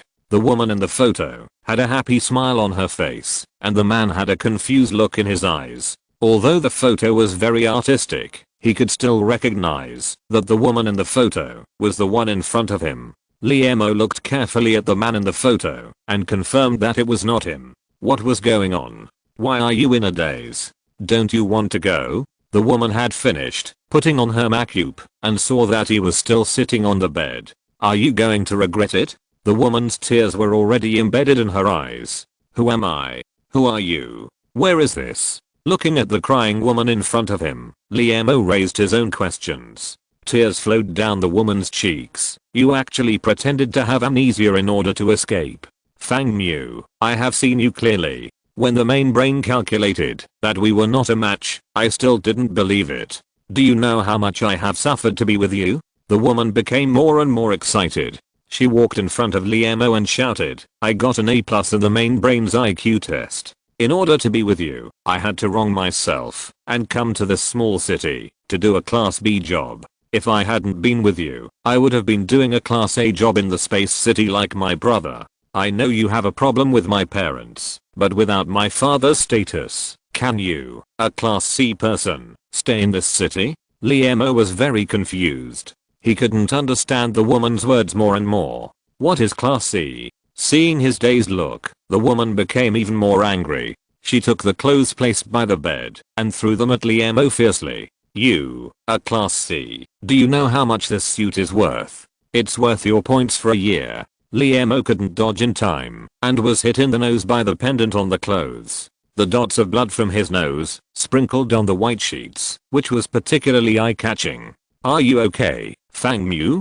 The woman saw the blood spots on the sheets and hurried forward to check. Liemo felt his nose sour and pushed away the woman who was almost lying on him. It's okay, take a piece of toilet paper. The woman hurriedly took out a pack of toilet paper from the box next to her. Liemo covered his nose with paper, stared at the woman in front of him, and said seriously, tell me, who is Fang Mu, and who are you? The woman saw that Liemo's expression was not pretending. she said with tears in her eyes. You are Fang Mu, and I'm your wife, Aang Sasa. I'm Fang Mu, and you are Aang Sasa? Liemo muttered to himself. He couldn't believe that he had become another person. The woman in front of him was not at all similar to the Aang Sasa he knew. There is another way. His eyes lit up, and he silently called out in his heart, Pajero.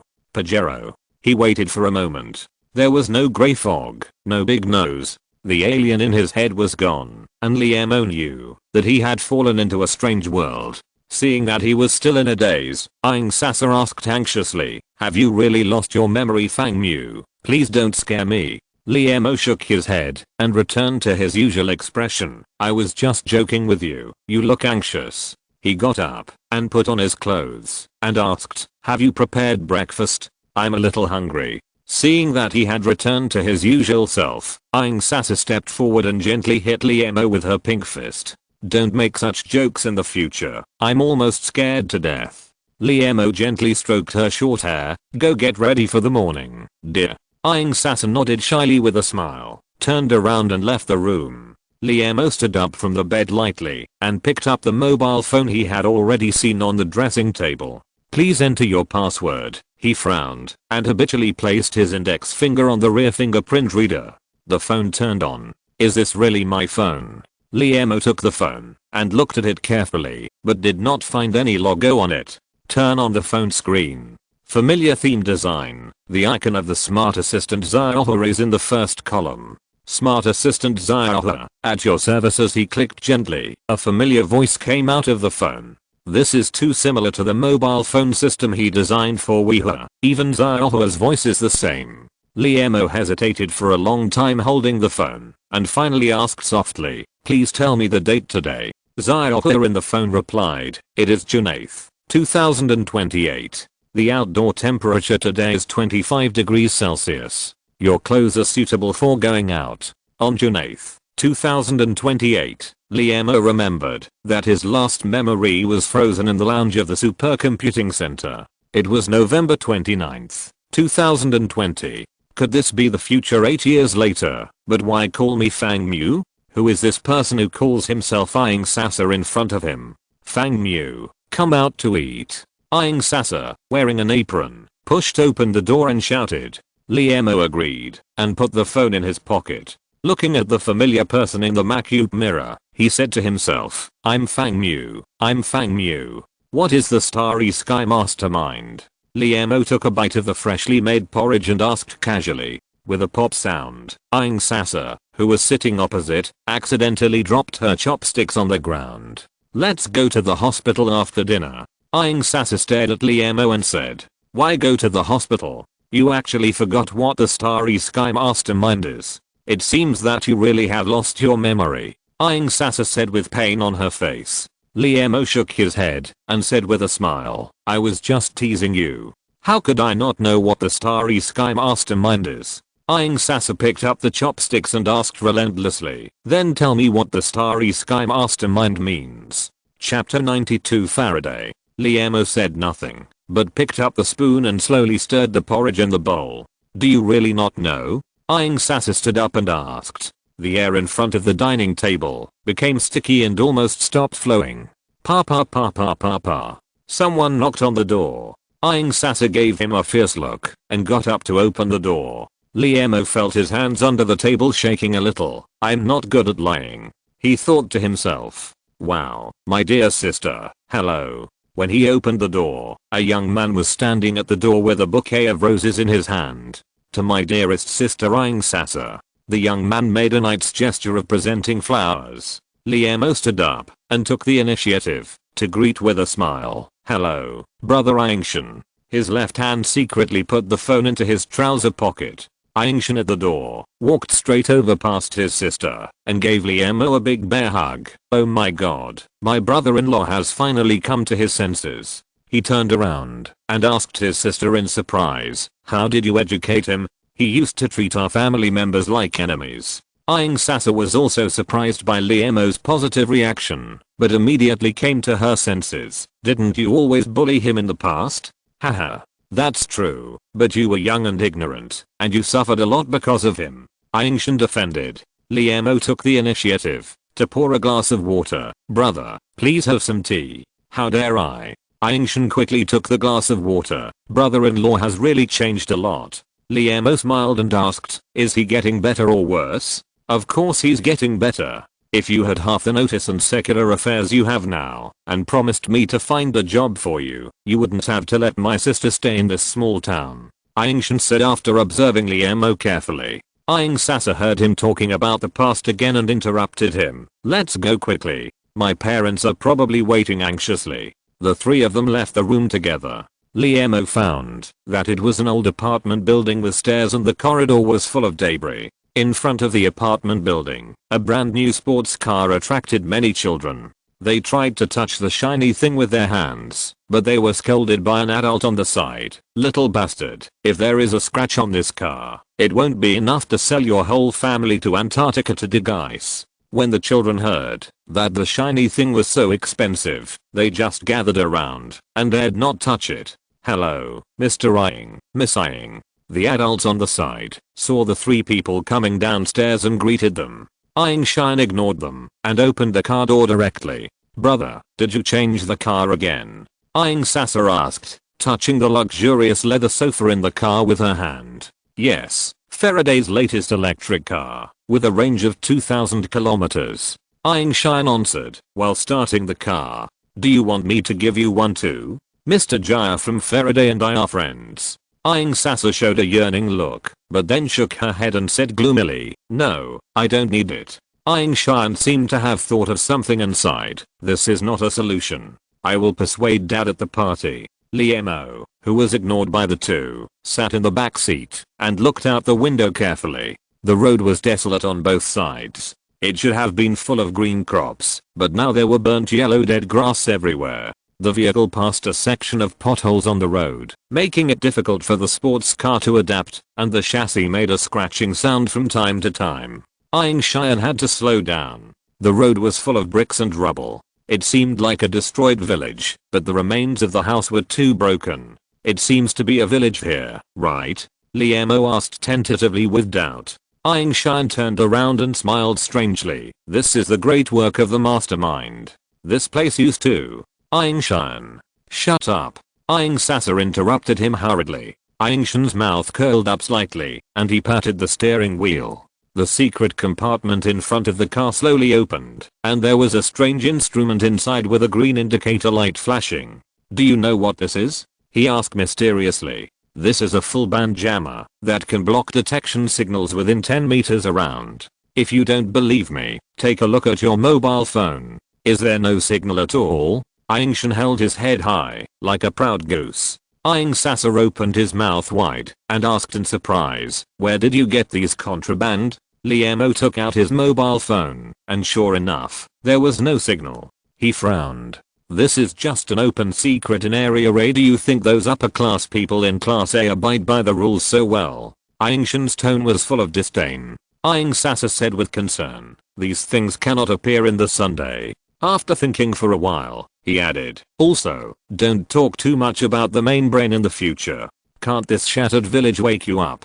I have to say that I'm almost suffocated in Area A these years. Aang Shan simply stopped the car, closed his eyes, and lay down in the driver's seat. Did you already know what life in Area A was like back then, so you stayed away from there under the pretext of pursuing my brother-in-law? He asked in a low voice. Aang Sasa frowned. What nonsense are you talking about? She suddenly frowned and looked at Aang Shan carefully and asked softly, are you hiding something from me? Aang Shan took off his sunglasses. 2 lines of tears flowed down and whispered, Zhao Yun is dead. Zhao Yun is dead. Aang Sasa's lips trembled and confirmed with a trembling voice, isn't she a clerk in the discipline department? How could it be? She couldn't believe that this news was true. Zhao Yun was such a lovely girl, full of yearning for life. She was a little sun among the people around her. In this dead era, she was one of the few people she could care about. When she married Aang Shan, everyone including Aang Sasa thought that Aang Shan was not worthy of such a kind girl.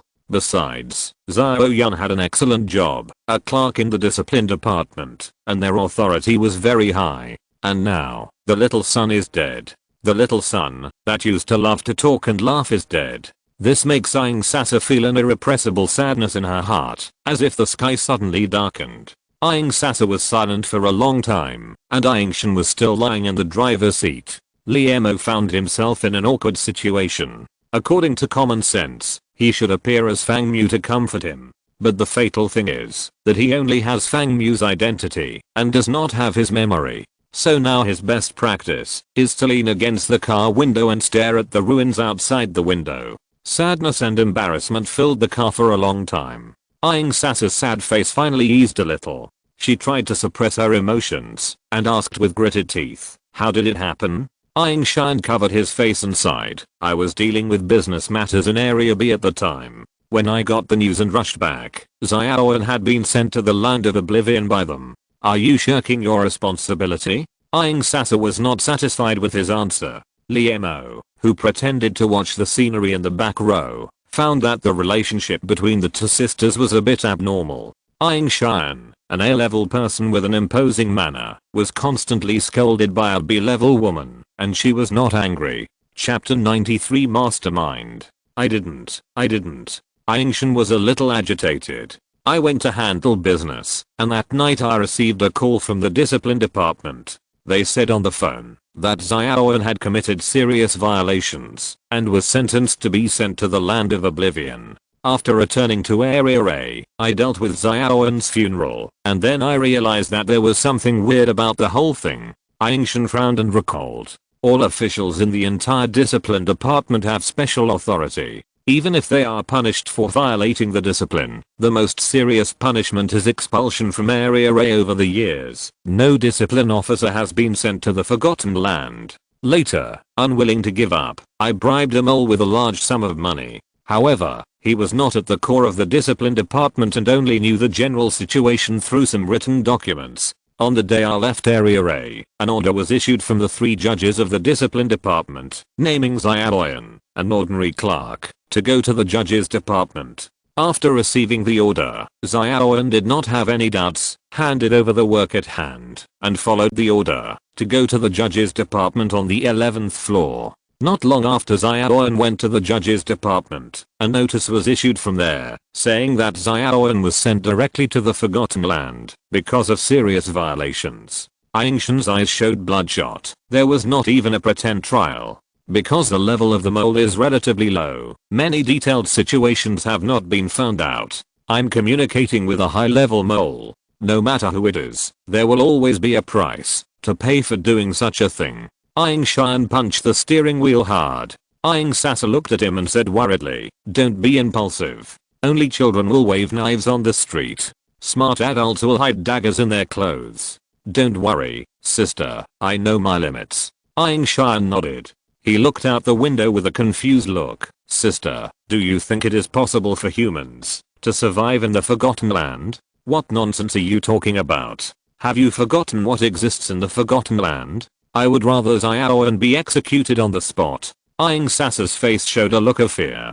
Hearing Aang Sasa talking about the horrors in the Forgotten Land, Aang Shan tightened his collar unconsciously, pressed the center console, and the car window slowly fell. Breathing the fresh air outside the car window, his face looked better. "Sister, is the Starry Sky Mastermind really as evil as the rumors say those rebels say?" Aang Shan looked at the shielding device with a flashing green light and asked. "These are not questions you should ask. It's too dangerous for you to have such thoughts in Area A." Aang Sasa rejected him directly. "Sister, do I have to be a good baby for the rest of my life? Xiaoyan is dead now, and my world is about to collapse." Aang Shan pleaded, "Tell me, sister, tell me everything."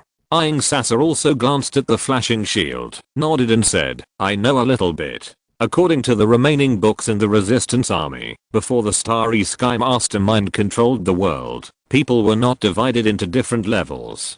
People of that era did various jobs, based on their hobbies and abilities. Humans are the real masters of the world, and computers are just tools for humans to work. All this has changed with the emergence of the Starry Sky Mastermind. Humans have begun to become slaves of computers.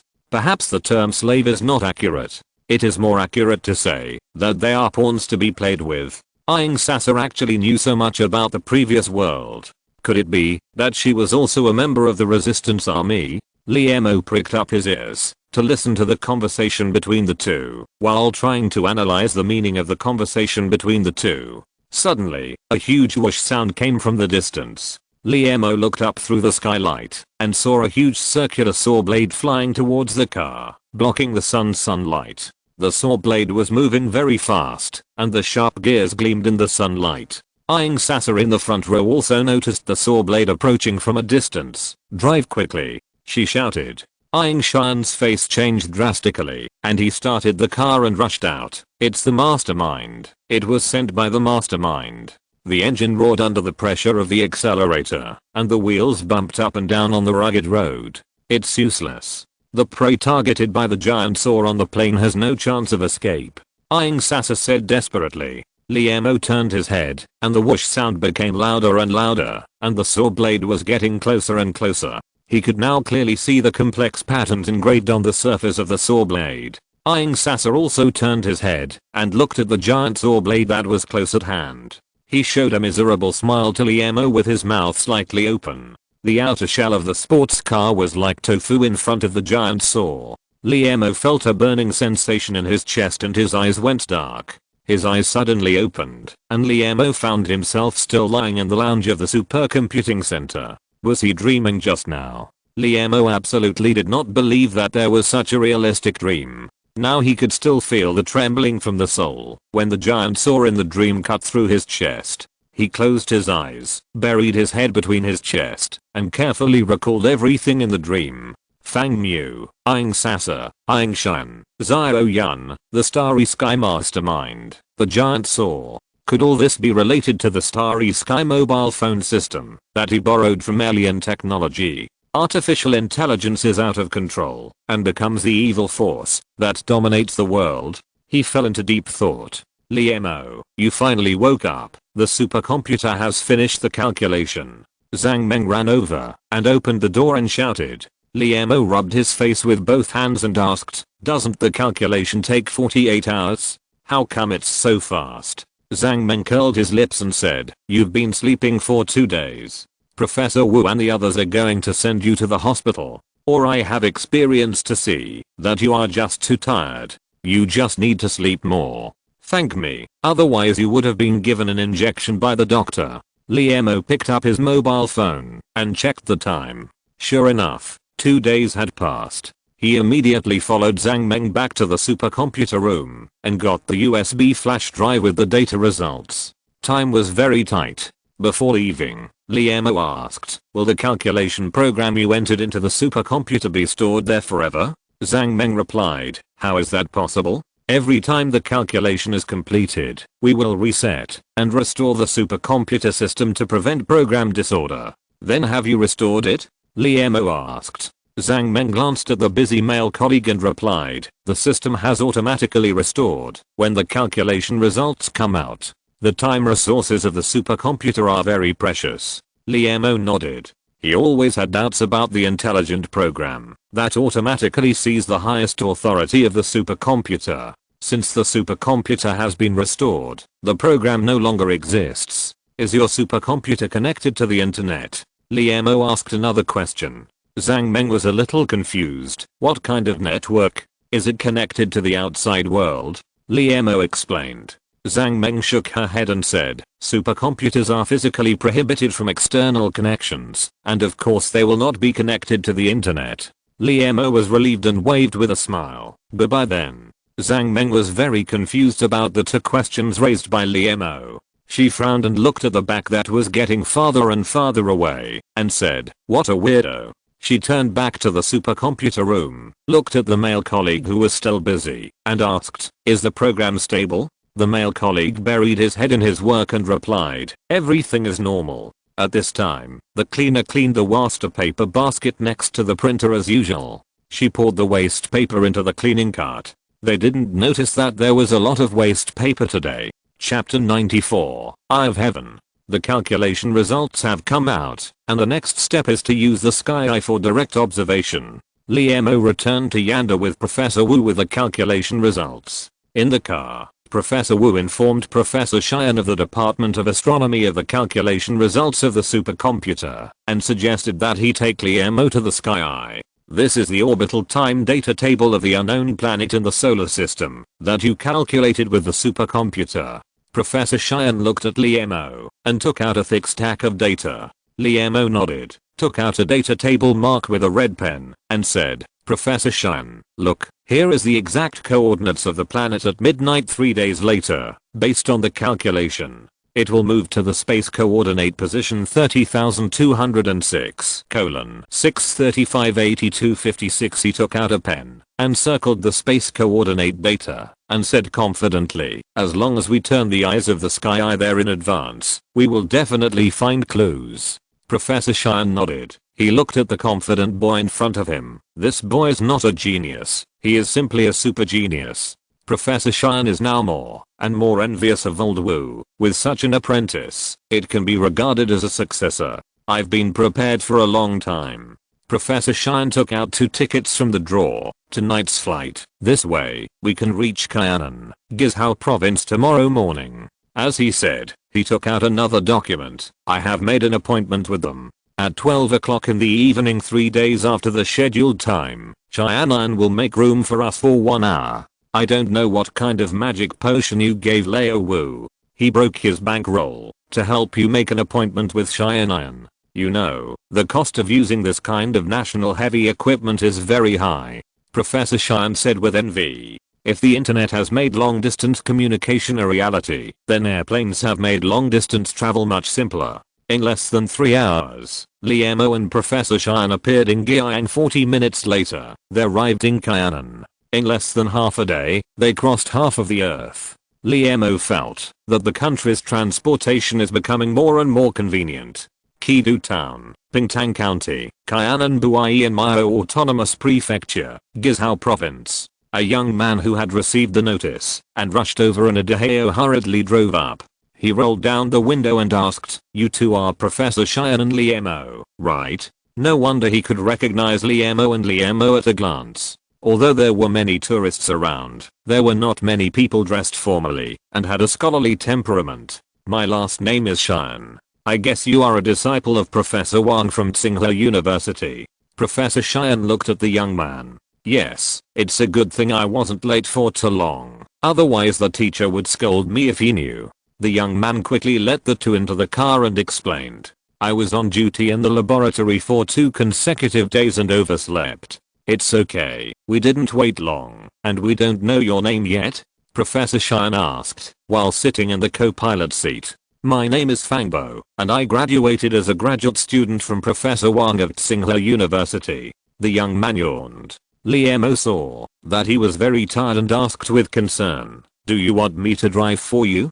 Fangbo shook his head. "No problem, I'm familiar with the roads here. I heard from the teacher that the two of them were on a business trip." Fangbo asked curiously. On weekdays, his teacher rarely asked him to receive others, but this time he repeatedly told him to get things done on the phone. "I guess so. This time I came here to use the sky eye to do an experiment," Professor Xian answered, while looking at the scenery outside the window. Fangbo's eyes lit up, and he said excitedly, "Use the sky eye to do an experiment? Will it be 3 days later?" Professor Xian nodded. "It's you guys who has the face to ask the sky eye to move away from calibration," Fangbo said in surprise. "Every time the sky eye reselects a target, it costs millions of dollars." Professor Xian was not surprised by the huge cost of the sky eye. He said lightly, "We are doing an important experiment." "Yes, science cannot be measured by money." Fangbo nodded heavily. "What is the object of observation? Can you tell me?" Liemo refused in the back row. "It's confidential for the time being." "I know, I understand." Fangbo's eyes rolled around while driving. "The sky eye is in front, but we all call it a big pit," Fangbo introduced, while accepting the security check at the door. Liemo looked in the direction he pointed. A huge pot was lying across the mountains. Along the way, Liemo had been thinking about why the sky was set up in such an inconvenient place. When he saw it, Liemo understood that this was the best location for a radio telescope like the sky eye. The 4 mountains here form a natural depression, which is convenient for gathering multiple radiospherical telescopes together. There are few people here, which is conducive to the management of electronic equipment. The unique karst landform in front of him created the characteristics of the mountains surrounding the depression, which can prevent the interference of external signals and make the measurement more accurate. He had to admire the ingenuity of nature to create such a peculiar terrain. He also admired the unique vision of the Xian'an designer. If this super large antenna does not make good use of the surrounding environment, the later maintenance will be a difficult point. 3 days later, Liemo and Professor Shan, who had undergone security checks, came to the heart of the Xian'an together. An engineer came over with a tablet computer. We have locked the coordinates of the Xian'an in advance according to your requirements. The coordinates are 30,206, 6358256. There is no signal feedback at present. Liemo looked at the watch. It was 11:50 now. In 10 minutes, the unknown planet will overlap with the coordinates. The Xian'an is like a hunter with a shotgun, waiting for the arrival of the rabbit. According to the signal feedback from the calculated coordinates 30,206, 6358256, it will take 30 minutes to reach the Earth. Time passed by minute by minute. At 12:30, the signal on the display screen was still a straight line, indicating that the Xian'an did not see any stars at the coordinates.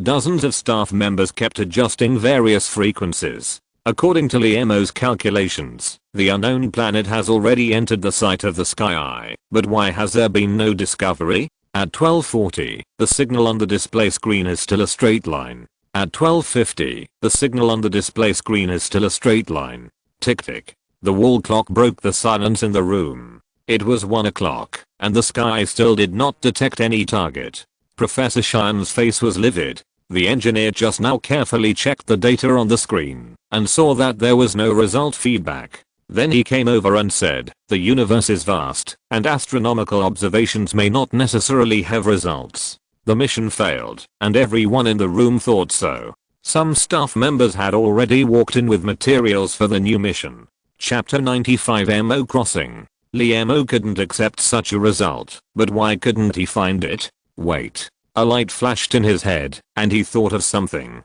Everyone in the room looked at him. Professor Shan's eyes were full of hope. The engineer's eyes were surprised. Everyone was waiting to hear what the young boy had to say. Liemo said, "Please adjust the frequency of the sky to 2.91 GHz, increase the sensitivity to 2000, and lock the coordinates 30,215, 6358227. The operator in charge of debugging shook his head. "This is too risky. 2.91 Hz is close to the limit frequency of the sky. Adjust to 2.91 GHz. Increase the sensitivity to 2000. Immediately, the engineer interrupted him and issued the adjustment order regardless of the operator's objection. Looking at the surprised eyes of the operator, he smiled bitterly and nodded. The operators didn't know that along with this task, there was also an order from a very high level, with only 4 words: full cooperation. The engineer knew what the order issued by this level of people meant. Besides, the sky has worked at high frequencies before. During the installation test, the highest frequency even reached 3 GHz. Quick! He kept urging the operator, because the time had come to 1:12. Frequency adjustment 2.91 GHz. Sensitivity 2000. Adjusting. The operator kept broadcasting the operation progress. Professor Shan was so nervous that he closed his eyes. Liemo clenched his fists. The engineer almost lay down in front of the operating table. Adjustment completed. The operator finally adjusted the sky to the right position. The time is now 1:15, and it is expected to receive feedback radio waves in 31 minutes. Everyone stared at the display screen. Professor Shan took out a pill from his pocket and swallowed it. Liemo's right hand trembled involuntarily. 142, 143, 144, 145, 146. Beep beep beep. The buzzer sounded, and the sky received the return signal, and everyone in the room was shocked. An unknown celestial body was discovered at coordinates 30,215, 6358227. Calculating the data of the celestial body. Oh my god, the unknown celestial body is 5 times the size of the Earth. It is confirmed that it is orbiting the sun in a circular motion. This is a brand new planet in the solar system. The operator shouted at the data given by the sky eye and jumped up from his chair. The engineer held the printed map with tears in his eyes. It's true. There is really an unknown planet in the solar system. We have made history. We have made history. Everyone in the room shouted. Liemo watched them cheering and celebrating quietly. Congratulations, Kit, you are famous. According to international practice, you should give this planet a name. Professor Xian came to him quietly and said. Liemo was stunned for a moment and said slowly, let's call it Marxing. Don't you need to think about it? You know, this is a planet, not like those small celestial bodies. Professor Xian was surprised that he named it so quickly. Liemo shook his head. No, I think Marxing sounds good. Marxing, Marxing, you know what? This name is really good. Professor Xian pondered over it again and again. Liemo actually thought about this name carefully. Mosey was a great scientist in ancient my country. He speculated that the material of this unknown planet was composed of carbon and graphite. The name Marxing took into account the strengths of both. Of course, he also had his own little thoughts. After all, everyone who studies astronomy has a dream of naming a star after himself. The next day, after learning that the unknown planet had been discovered by Liemo, Professor Wu ordered him to return to Yanda immediately because he knew that this discovery would make a sensation in the world. Take it. Liemo, who had just sat down, took a bunch of keys handed over by Professor Wu. Professor Wu said happily, this is a reward from the department. Reward me with a house. Liemo asked in surprise. Yanda is too generous. Or 3-bedroom apartment near Yanda is estimated to cost several million. Professor Wu was a little bit amused. What are you thinking about? This is a dormitory for faculty and staff of the school. The school rewards you with free use rights during your stay at school. Free use rights. Liemo stuck out his tongue, but he was worried about accommodation for the next semester, and the faculty and staff dormitory was indeed the best choice. Professor Wu said seriously, although you have achieved a little success this time. He saw Liemo's eyes staring at him. Ahem. Although you have achieved a lot this time, you can't be proud and complacent. He corrected himself. There will be reporters from the Chinese community to interview you in the afternoon. This time the topic involves foreign observatories. You must be prepared. Professor Wu was still not very reassured about Liemo. Liemo nodded. I will take it seriously. Perhaps this is why Professor Wu was so anxious to recall him back to Yanda. The discovery of a new planet is such a major news that should be published in an authoritative newspaper to be undisputed, especially now that there are foreign colleagues watching covetously. Department of Mathematics, conference room. When Liemo arrived, the conference room was already crowded. Seeing him coming, everyone made way and saluted. It can be seen that the Chinese community attaches great importance to this interview. The capable female reporter in front of him often interviews some well-known people. Liemo had to be more alert. Hello, Liemo, we just learned that you discovered a new planet in the solar system, right? The female reporter asked directly. Liemo nodded and corrected the female reporter's statement. We have discovered a new planet in the solar system, but this is not my personal credit. Liemo's modesty won the favor of the female reporter. She nodded and asked again. Humans have explored the solar system for hundreds of years. Why are there planets that have not been discovered yet? According to our calculations and observations, this planet has not been discovered by humans because of its unique orbit and surface material. Liemo replied. The female reporter asked curiously, then how do you know it exists? This female reporter has the potential to tell a two-person opera. Every word she says is what readers want to ask.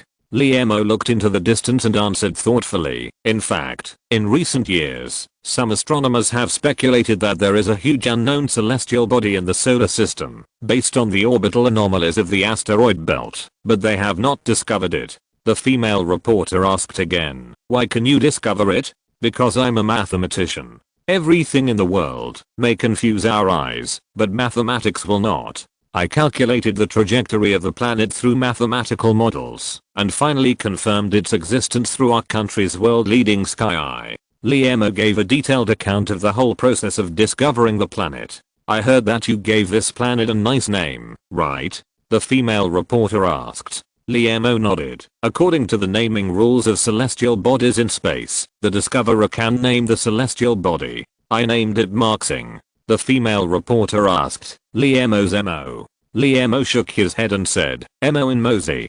Good name. The female reporter praised. As a Chinese, she certainly knew who Mosey was. Then our interview today ends here. I have to go back to finish the manuscript. The female reporter got the first-hand information she needed and said goodbye immediately. The front page headline of Renren Daily was congratulations to Chinese scientist Liemo for discovering a new planet in the solar system, Marxing, and reported the news extensively. If you're listening to this novel on a channel other than Fanfic World, it means they downloaded and uploaded it without effort. We cordially invite you to visit our channel, Mundo Fanfic Novelos. There you'll find the original version of this story and you can explore many other novels of various genres. We're waiting for you to immerse yourself in a world of incredible novels. Chapter 96 Telescope Hot. NASA Headquarters. Fac. A supervisor-like person stood in front of the big screen and said excitedly, we have the Hubble telescope, we have the Kepler telescope, and our technology is at least 20 years ahead of other countries in the world. But this time such an important astronomical discovery was made by a Chinese kid. What I want to say is that you are all garbage, he said in anger, picked up the water cup on the podium, and slammed it heavily on the ground. Many scientists sitting in the audience lowered their heads in frustration, and no one dared to offend him at this time. This is the first major failure we have encountered since the former Soviet Union launched the world's first space satellite Sputnik 1. I can't tolerate this failure. Shame. Shame. Shame. He said with a grim smile. All budgets for this year will be cut by 20%.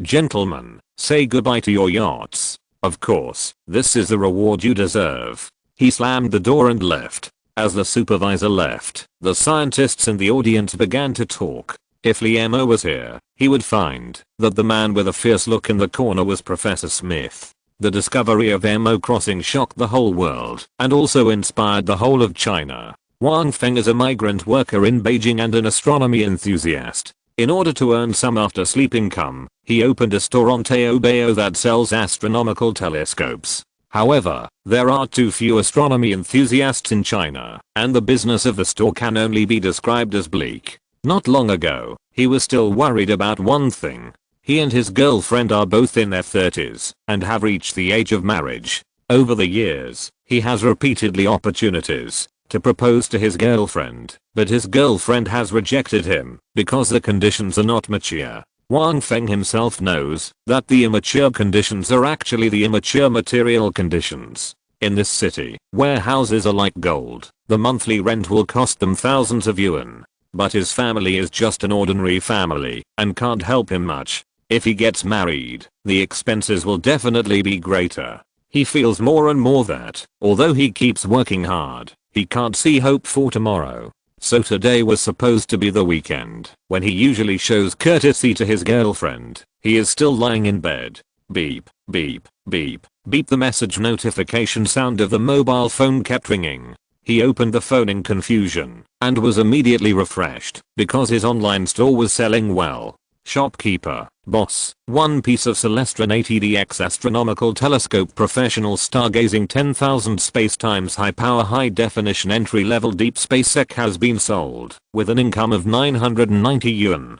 Shopkeeper, boss, one piece of Celestron SLT 127 astronomical telescope high power professional stargazing 10,000 deep space HD has been sold with an income of 3627 yuan. Shopkeeper, boss, 10 pieces of Sirius astronomical telescope 60TZ high power high definition professional stargazing deep space primary school students adult entry level have been sold with an income of 3600 yuan. Astronomical telescopes are a niche category in online sales, especially for sellers like Wang Feng who do not open direct trains. Usually, it is a good result to sell 3 to 5 units a week. Now most of his inventory has been sold in one night. Beep beep the waiter, boss, Celestron Next Star 8 SE automatic star seeking professional stargazing high definition professional grade has been sold with an income of 12,582 yuan. Me. Wang Feng almost fainted with excitement.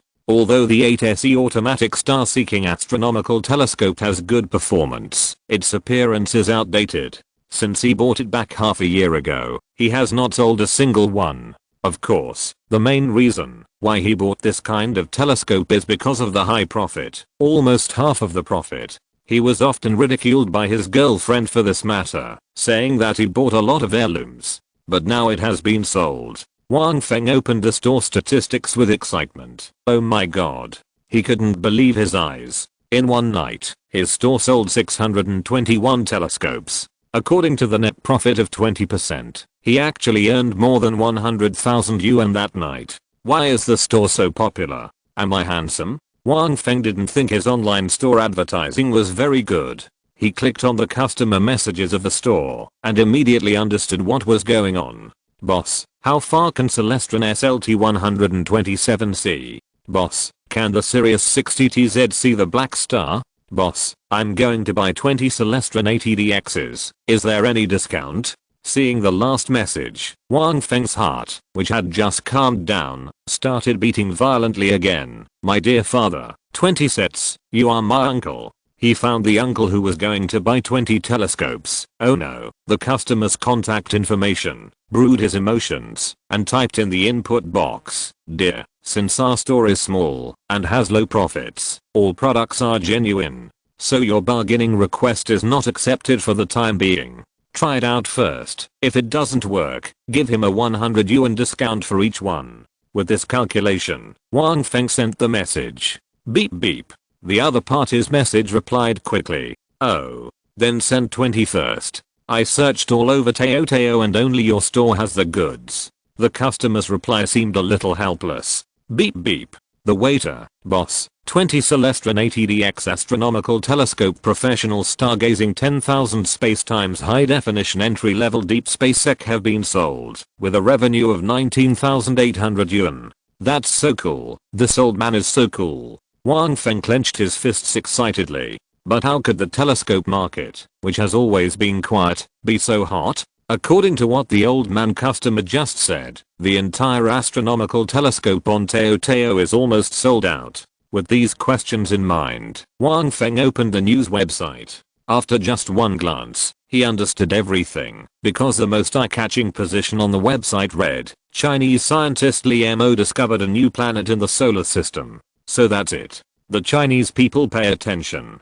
to not letting children suffer, no matter how hard life is, and not letting education be neglected, no matter how poor it is. When the musical genius Lang Lang won the International Mendelssohn Award in 2010, many parents sent their children to learn piano. Later, after Master Mo won the Nobel Prize in Literature, the sales of his previous works increased by 5 times, and even a travel agency organized a one-day tour to the Nobel Prize in Literature's former residence. In the news, scientist Li Mo discovered a new planet, which is bound to arouse the astronomy interest of the whole nation. Wang Feng knew that his chance to become rich had come. He had heard from the big guys in the Teoteo group that if a Teoteo store released one hit product every year, it would be enough to cover the expenses for a year. Under the current astronomical observation boom, almost every item in his Teoteo store has become a hit product. How could he not become rich? Ding ding. The waiter, the system prompts that a customer is urging the order.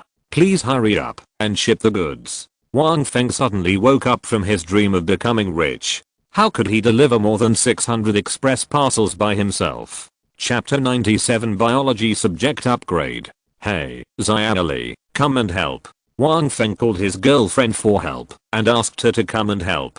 Perhaps because of too many hard days, Xiaoli, who came upon hearing the news, had the same first reaction to so many orders as him. We are going to be rich. Wang Feng felt that he had reached the peak of his life in the admiring eyes of his girlfriend. He had never experienced a warehouse explosion and did not know what it meant to pack 600 items. After packing dozens of telescopes, Xiaoli was finally too tired to bear it. She wiped her sweat and asked softly, Feng, I think we should hire another packer. While replying to the customer's message on the phone, Wang Feng nodded and said, I will put the recruitment information on the internet, but we still have to send out these more than 600 units first. Like the happy and troubled Wang Feng, Jiao Zufeng, the principal of Mengcheng No. 1 High School, was also happy and distressed. When he saw the name scientist Liemo on the news, his first reaction was, it can't be the Liemo recommended by our school.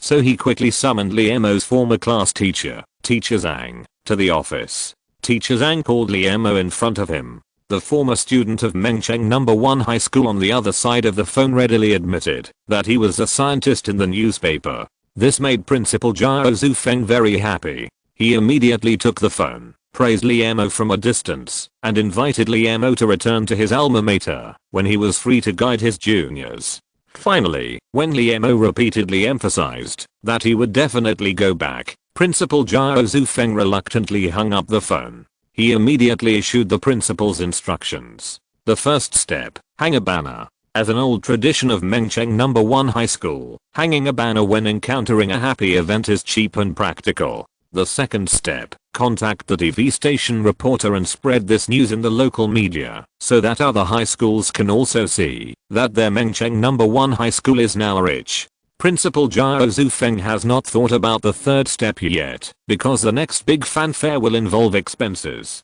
As a conservative principal, he will never spend 2 cents on things that can be done with 1 cent. Just as Principal Jiao Zufeng was about to implement his 2-step strategy, the Dean of Academic Affairs came to the office in a hurry with a list. He looked at the few drops of sweat hanging on the greasy head of the Dean of Academic Affairs and felt sick. This Dean of Academic Affairs was left to him by his predecessor. He usually boasted of his deep connections and superb skills in welcoming and seeing off guests, and never took him, the principal, seriously. He would only think of him when he encountered something. However, although the Dean of Academic Affairs was not good at his job, he rarely made mistakes, which always gave him no chance to do anything. What's the matter?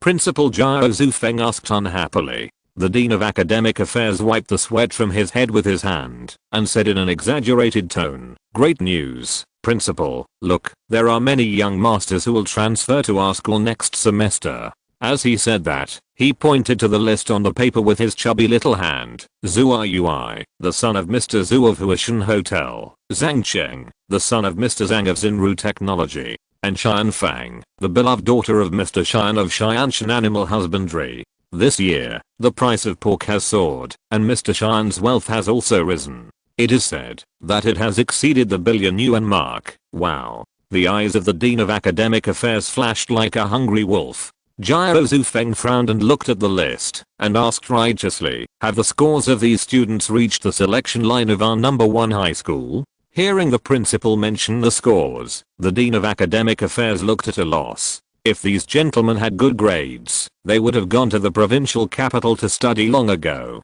Every year, he also accepted poor students who transferred from other schools, and Principal Jiao never expressed his opposition to such things.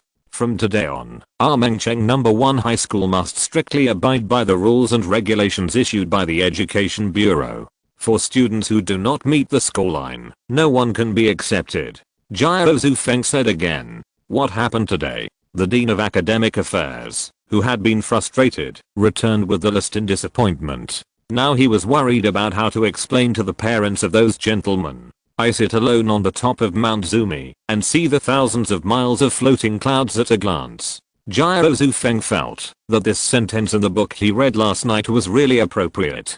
Because before the Dean of Academic Affairs came, Director Zhao of the Education Bureau praised him for Liemo's matter, and vaguely revealed that he was going to give him the title of the best principal of the year. What can little Dao Dai do to me? Yanda, faculty dormitory. Liemo was very satisfied with the house given to him by the school. It has 1 bedroom, 1 living room, 1 kitchen, 1 bathroom, heating, air conditioning, TV and sofa. The most important thing is that it is very secluded, and the neighbors are all young lecturers in the school. He lay on the bed, turned on the silent mode of his mobile phone, and silently said Pajero in his heart. Grey fog filled the air, and the pink learning machine appeared. Beep. The new task is completed.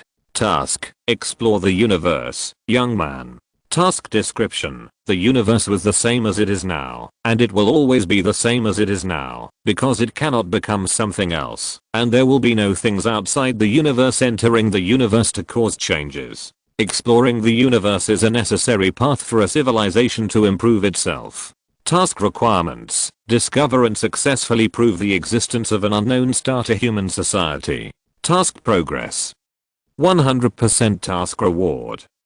80,000 subject points, already issued, 1 ordinary lottery. Character attributes: 1. Mathematics level. 5. 1,500/200,000. 2. Physics level. 0. 0 hundredths. 3. Chemistry level. 0. 0 hundredths. 4. Biology level. 0. 0 hundredths. 5. Intelligence level. 2 + 1 available points.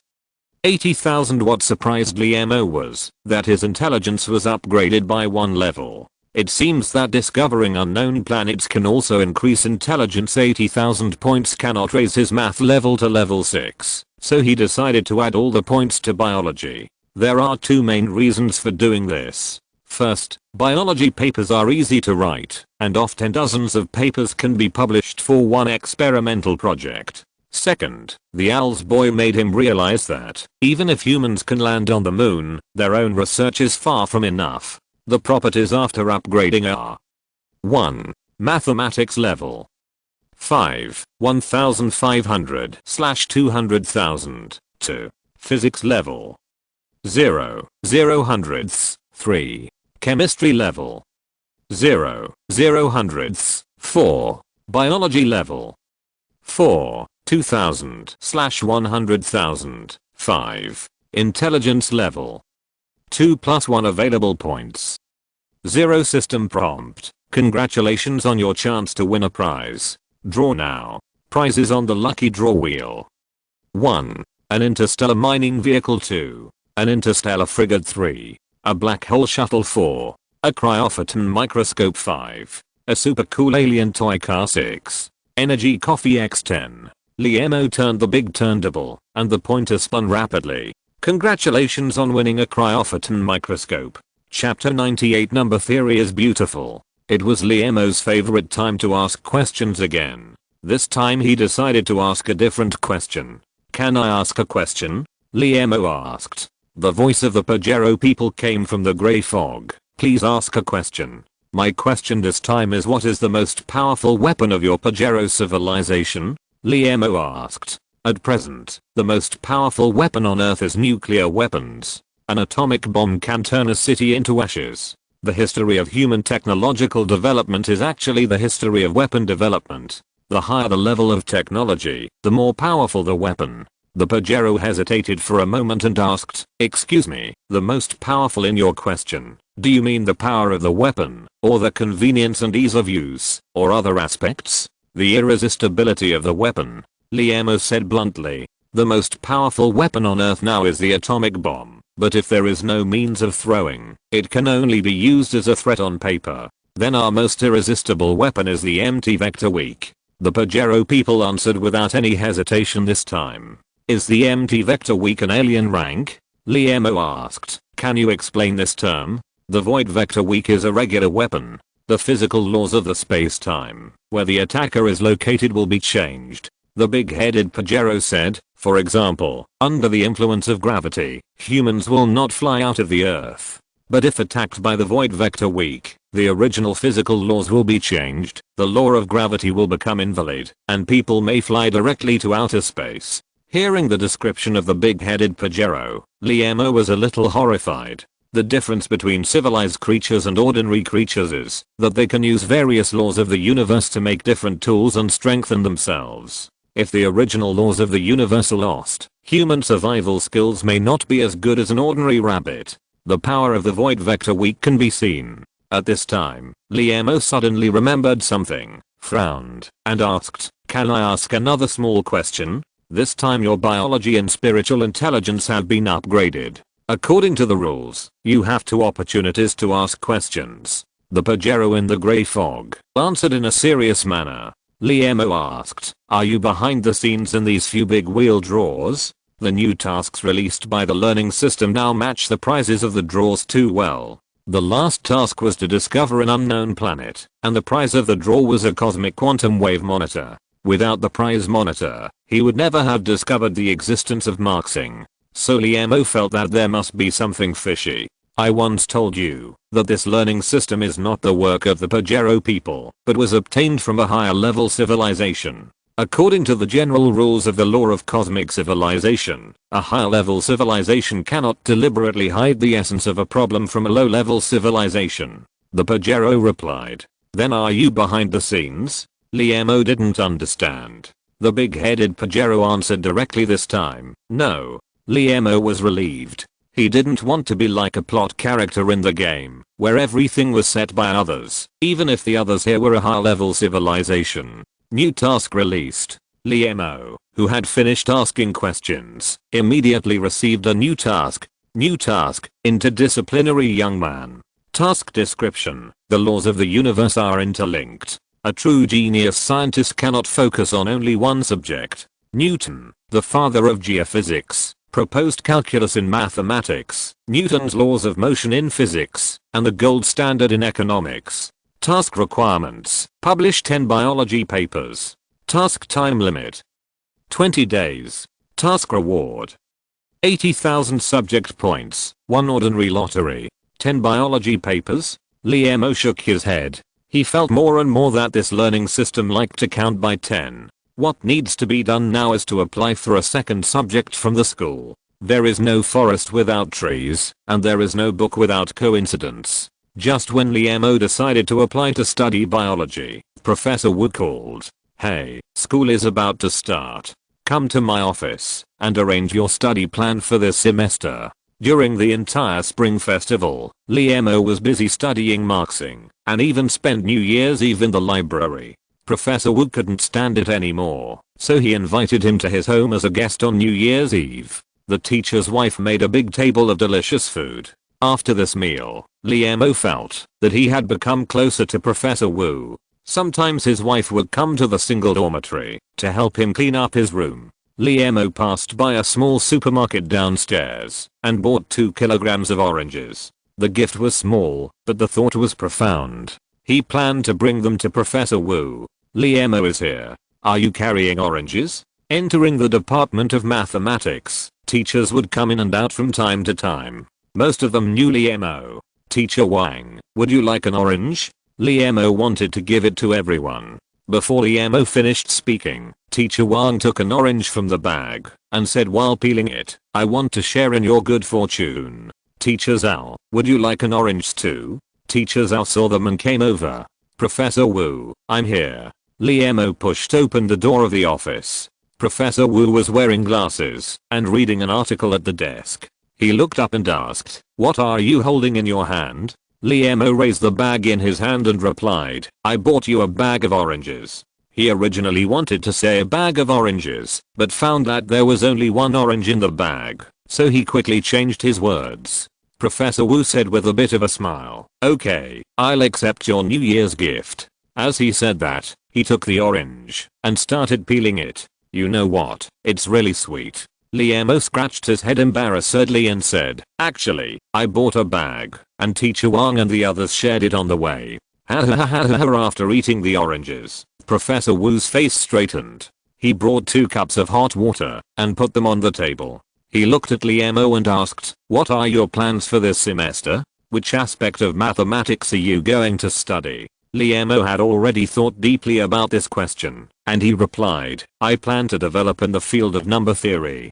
Professor Wu nodded and said, it is good for young people to focus on the basics. Number theory is a branch of pure mathematics. It is the basis of mathematical principles, because its connotation can become simple or complex depending on the person. For elementary school students, number theory is integers, decimals, fractions, addition, subtraction, multiplication, and division, which are effortless to understand.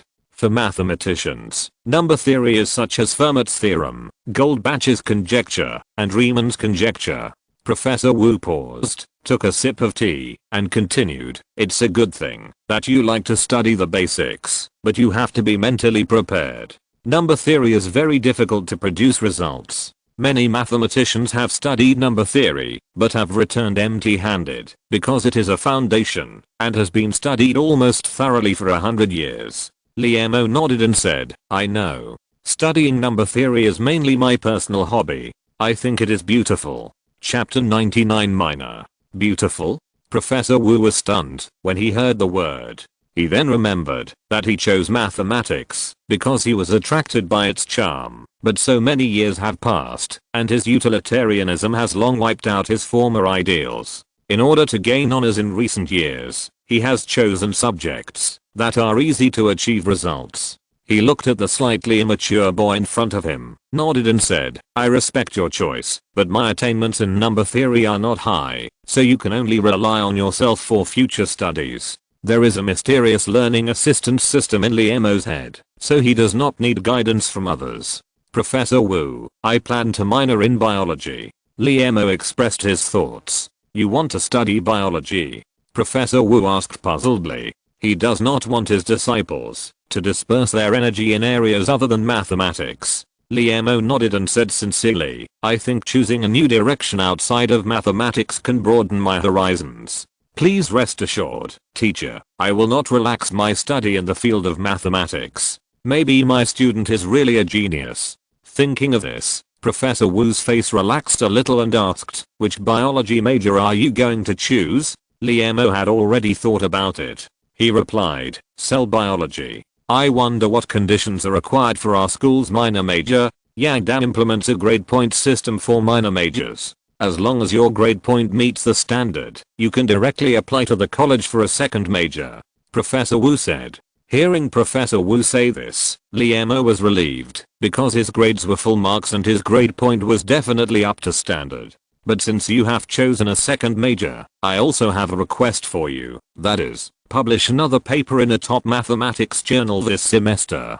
Professor Wu felt that he could not let his students slack off in mathematics. Liemo nodded. Even if Professor Wu did not make this request, he would do so, because learning is like sailing against the current. If you don't advance, you will retreat. I will ask the department to issue you a certificate. You can take the materials and apply directly to the School of Life Sciences. Professor Wu picked up the phone on his desk and told his assistant about the matter. After talking about the business, Professor Wu also let go of his teacher's airs and asked kindly, why didn't you go to my house for dinner these days? Your teacher's wife has been complaining about it several times. Liemo also smiled and replied, I'm a little busy at the beginning of the school year, and it's not good to disturb you all the time. What are you talking about? What do you mean by disturbing? Your teacher's wife treats you as her own child. Professor Wu pretended to be angry and said with a stern face.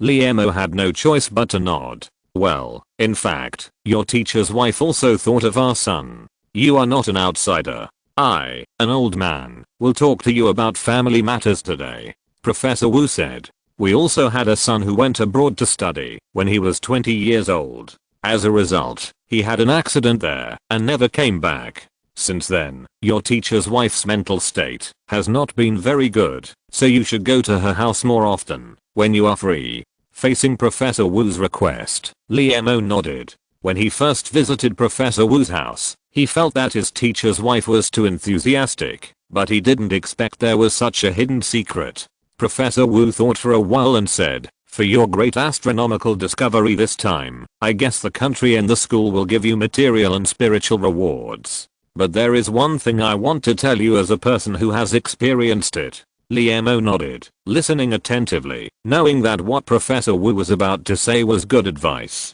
No matter what honor the country and the school give you, you must accept it with peace of mind, and you are not allowed to refuse it, and don't be stubborn, and not attend the award ceremony. Although these mundane affairs will waste a lot of your time, a true scientist cannot rely on his brain alone. For example, this trip to the sky. Are you deeply touched? Professor Wu said earnestly. After the supercomputer and the trip to the sky, Liemo had a clear understanding of Professor Wu's power in the academic world. He said, I have to thank you for your help. Professor Wu shook his head and said, "This is the network of people that you have accumulated in the academic world over the years. The scientific community is also a big circle. Teachers, students, alumni and even colleagues you have worked with will all be your resources. Although this phenomenon is not good, for a good purpose, we have no choice." Liemo thought of a sentence in his heart. If you can't beat them, just join them. I don't want you to be a loner, because loners never have a good ending. Professor Wu can be said to be sincere to this disciple. He has seen too many talented students fall because of their unsociable personalities. This time, Liemo solemnly stated, "Please rest assured, teacher, I'm not such a person who is not familiar with ordinary things." The two were chatting. Bang bang. The assistant knocked on the door of the office. She handed over a document and said, "Professor Wu, this is the document you requested." Professor Wu handed the document directly to Liemo. "You go first. I will call the director of the Student Affairs Office." Liemo, who does not like to procrastinate, left the mathematics building and went directly to the Student Affairs Office. As the school had just started, there was a constant flow of people in the Student Affairs Office, and students came from time to handle various procedures. He looked at the crowded crowd in front of him with the documents and instinctively retreated. "Hey, it's the student with the backpack. There is a vacancy here. Come over." A teacher from the Student Affairs Office next to him had just finished a document and saw Liemo hiding behind the crowd and greeted him. Liemo hurried over and handed over the documents. "It's you. The freshman who was late for reporting last semester?" The teacher of the Student Affairs Office saw his face and his eyes lit up. "You are the plain-clothed lady in the reception hall for freshman registration. Why are you here?" Liemo's photographic memory made him recognize the girl he met when he registered at once. But it was summer at that time, and the girl was wearing plain clothes. Today, the girl was wearing a suit and looked very capable. Seeing that Liemo also recognized her, the plain-clothed girl was a little surprised and said, "I thought I was the only one in Yanda who could remember everything he saw. I didn't expect your memory to be so good. My name is Chen Shuxian. I'm a brick in the school. I can be moved wherever I'm needed. My name is Liemo, and I'm a graduate student." Liemo also introduced himself. Chen Shuxian took the information and asked, "What are you going to do today?" "I want to study a second major," Liemo replied. Chen Shuxian was surprised. She knew that the student in front of her had just enrolled a few months ago, so she carefully checked the materials handed over by Liemo. When she saw that it said graduated from the Department of Mathematics, currently studying for a master's degree, she could no longer suppress her surprised expression.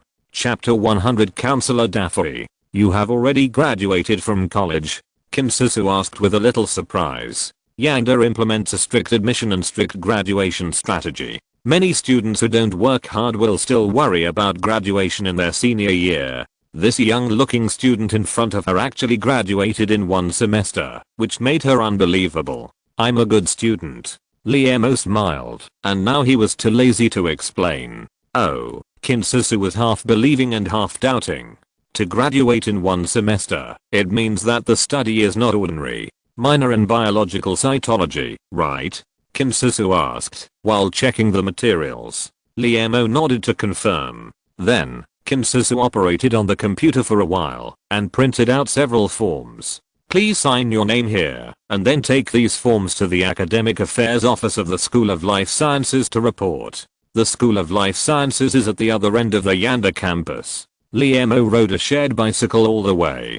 Beep. The phone rang. He stopped the bike, turned on the phone, and couldn't help frowning. The information was actually sent by the cosmic quantum wave monitor that he installed in the Xiaoshan laboratory and was running automatically. The information said that it had discovered another star that did not exist in the human database, but it was very small. Liemo estimated the data and found that it was only as big as a meteorite. "It looks like it's just a passing meteorite in space." Liemo put away his phone, probably because the sensitivity of this monitor was too high. The Life Sciences building is a combination of Chinese and Western buildings. Compared with the simplicity of the mathematics building, it looks more modern. The bright Western glass curtain wall and the Chinese hip roof also show its entanglement with this era.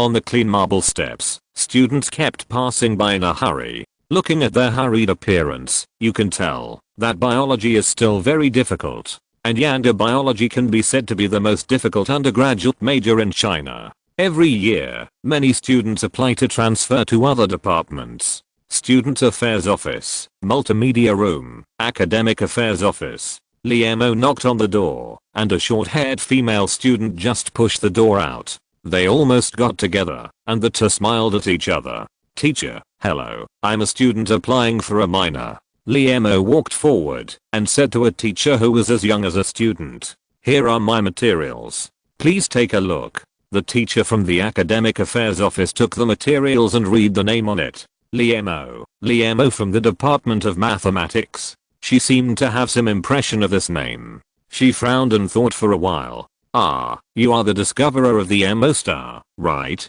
She asked. It's me. I came here today to minor in biological cytology. Can the teacher go through the formalities?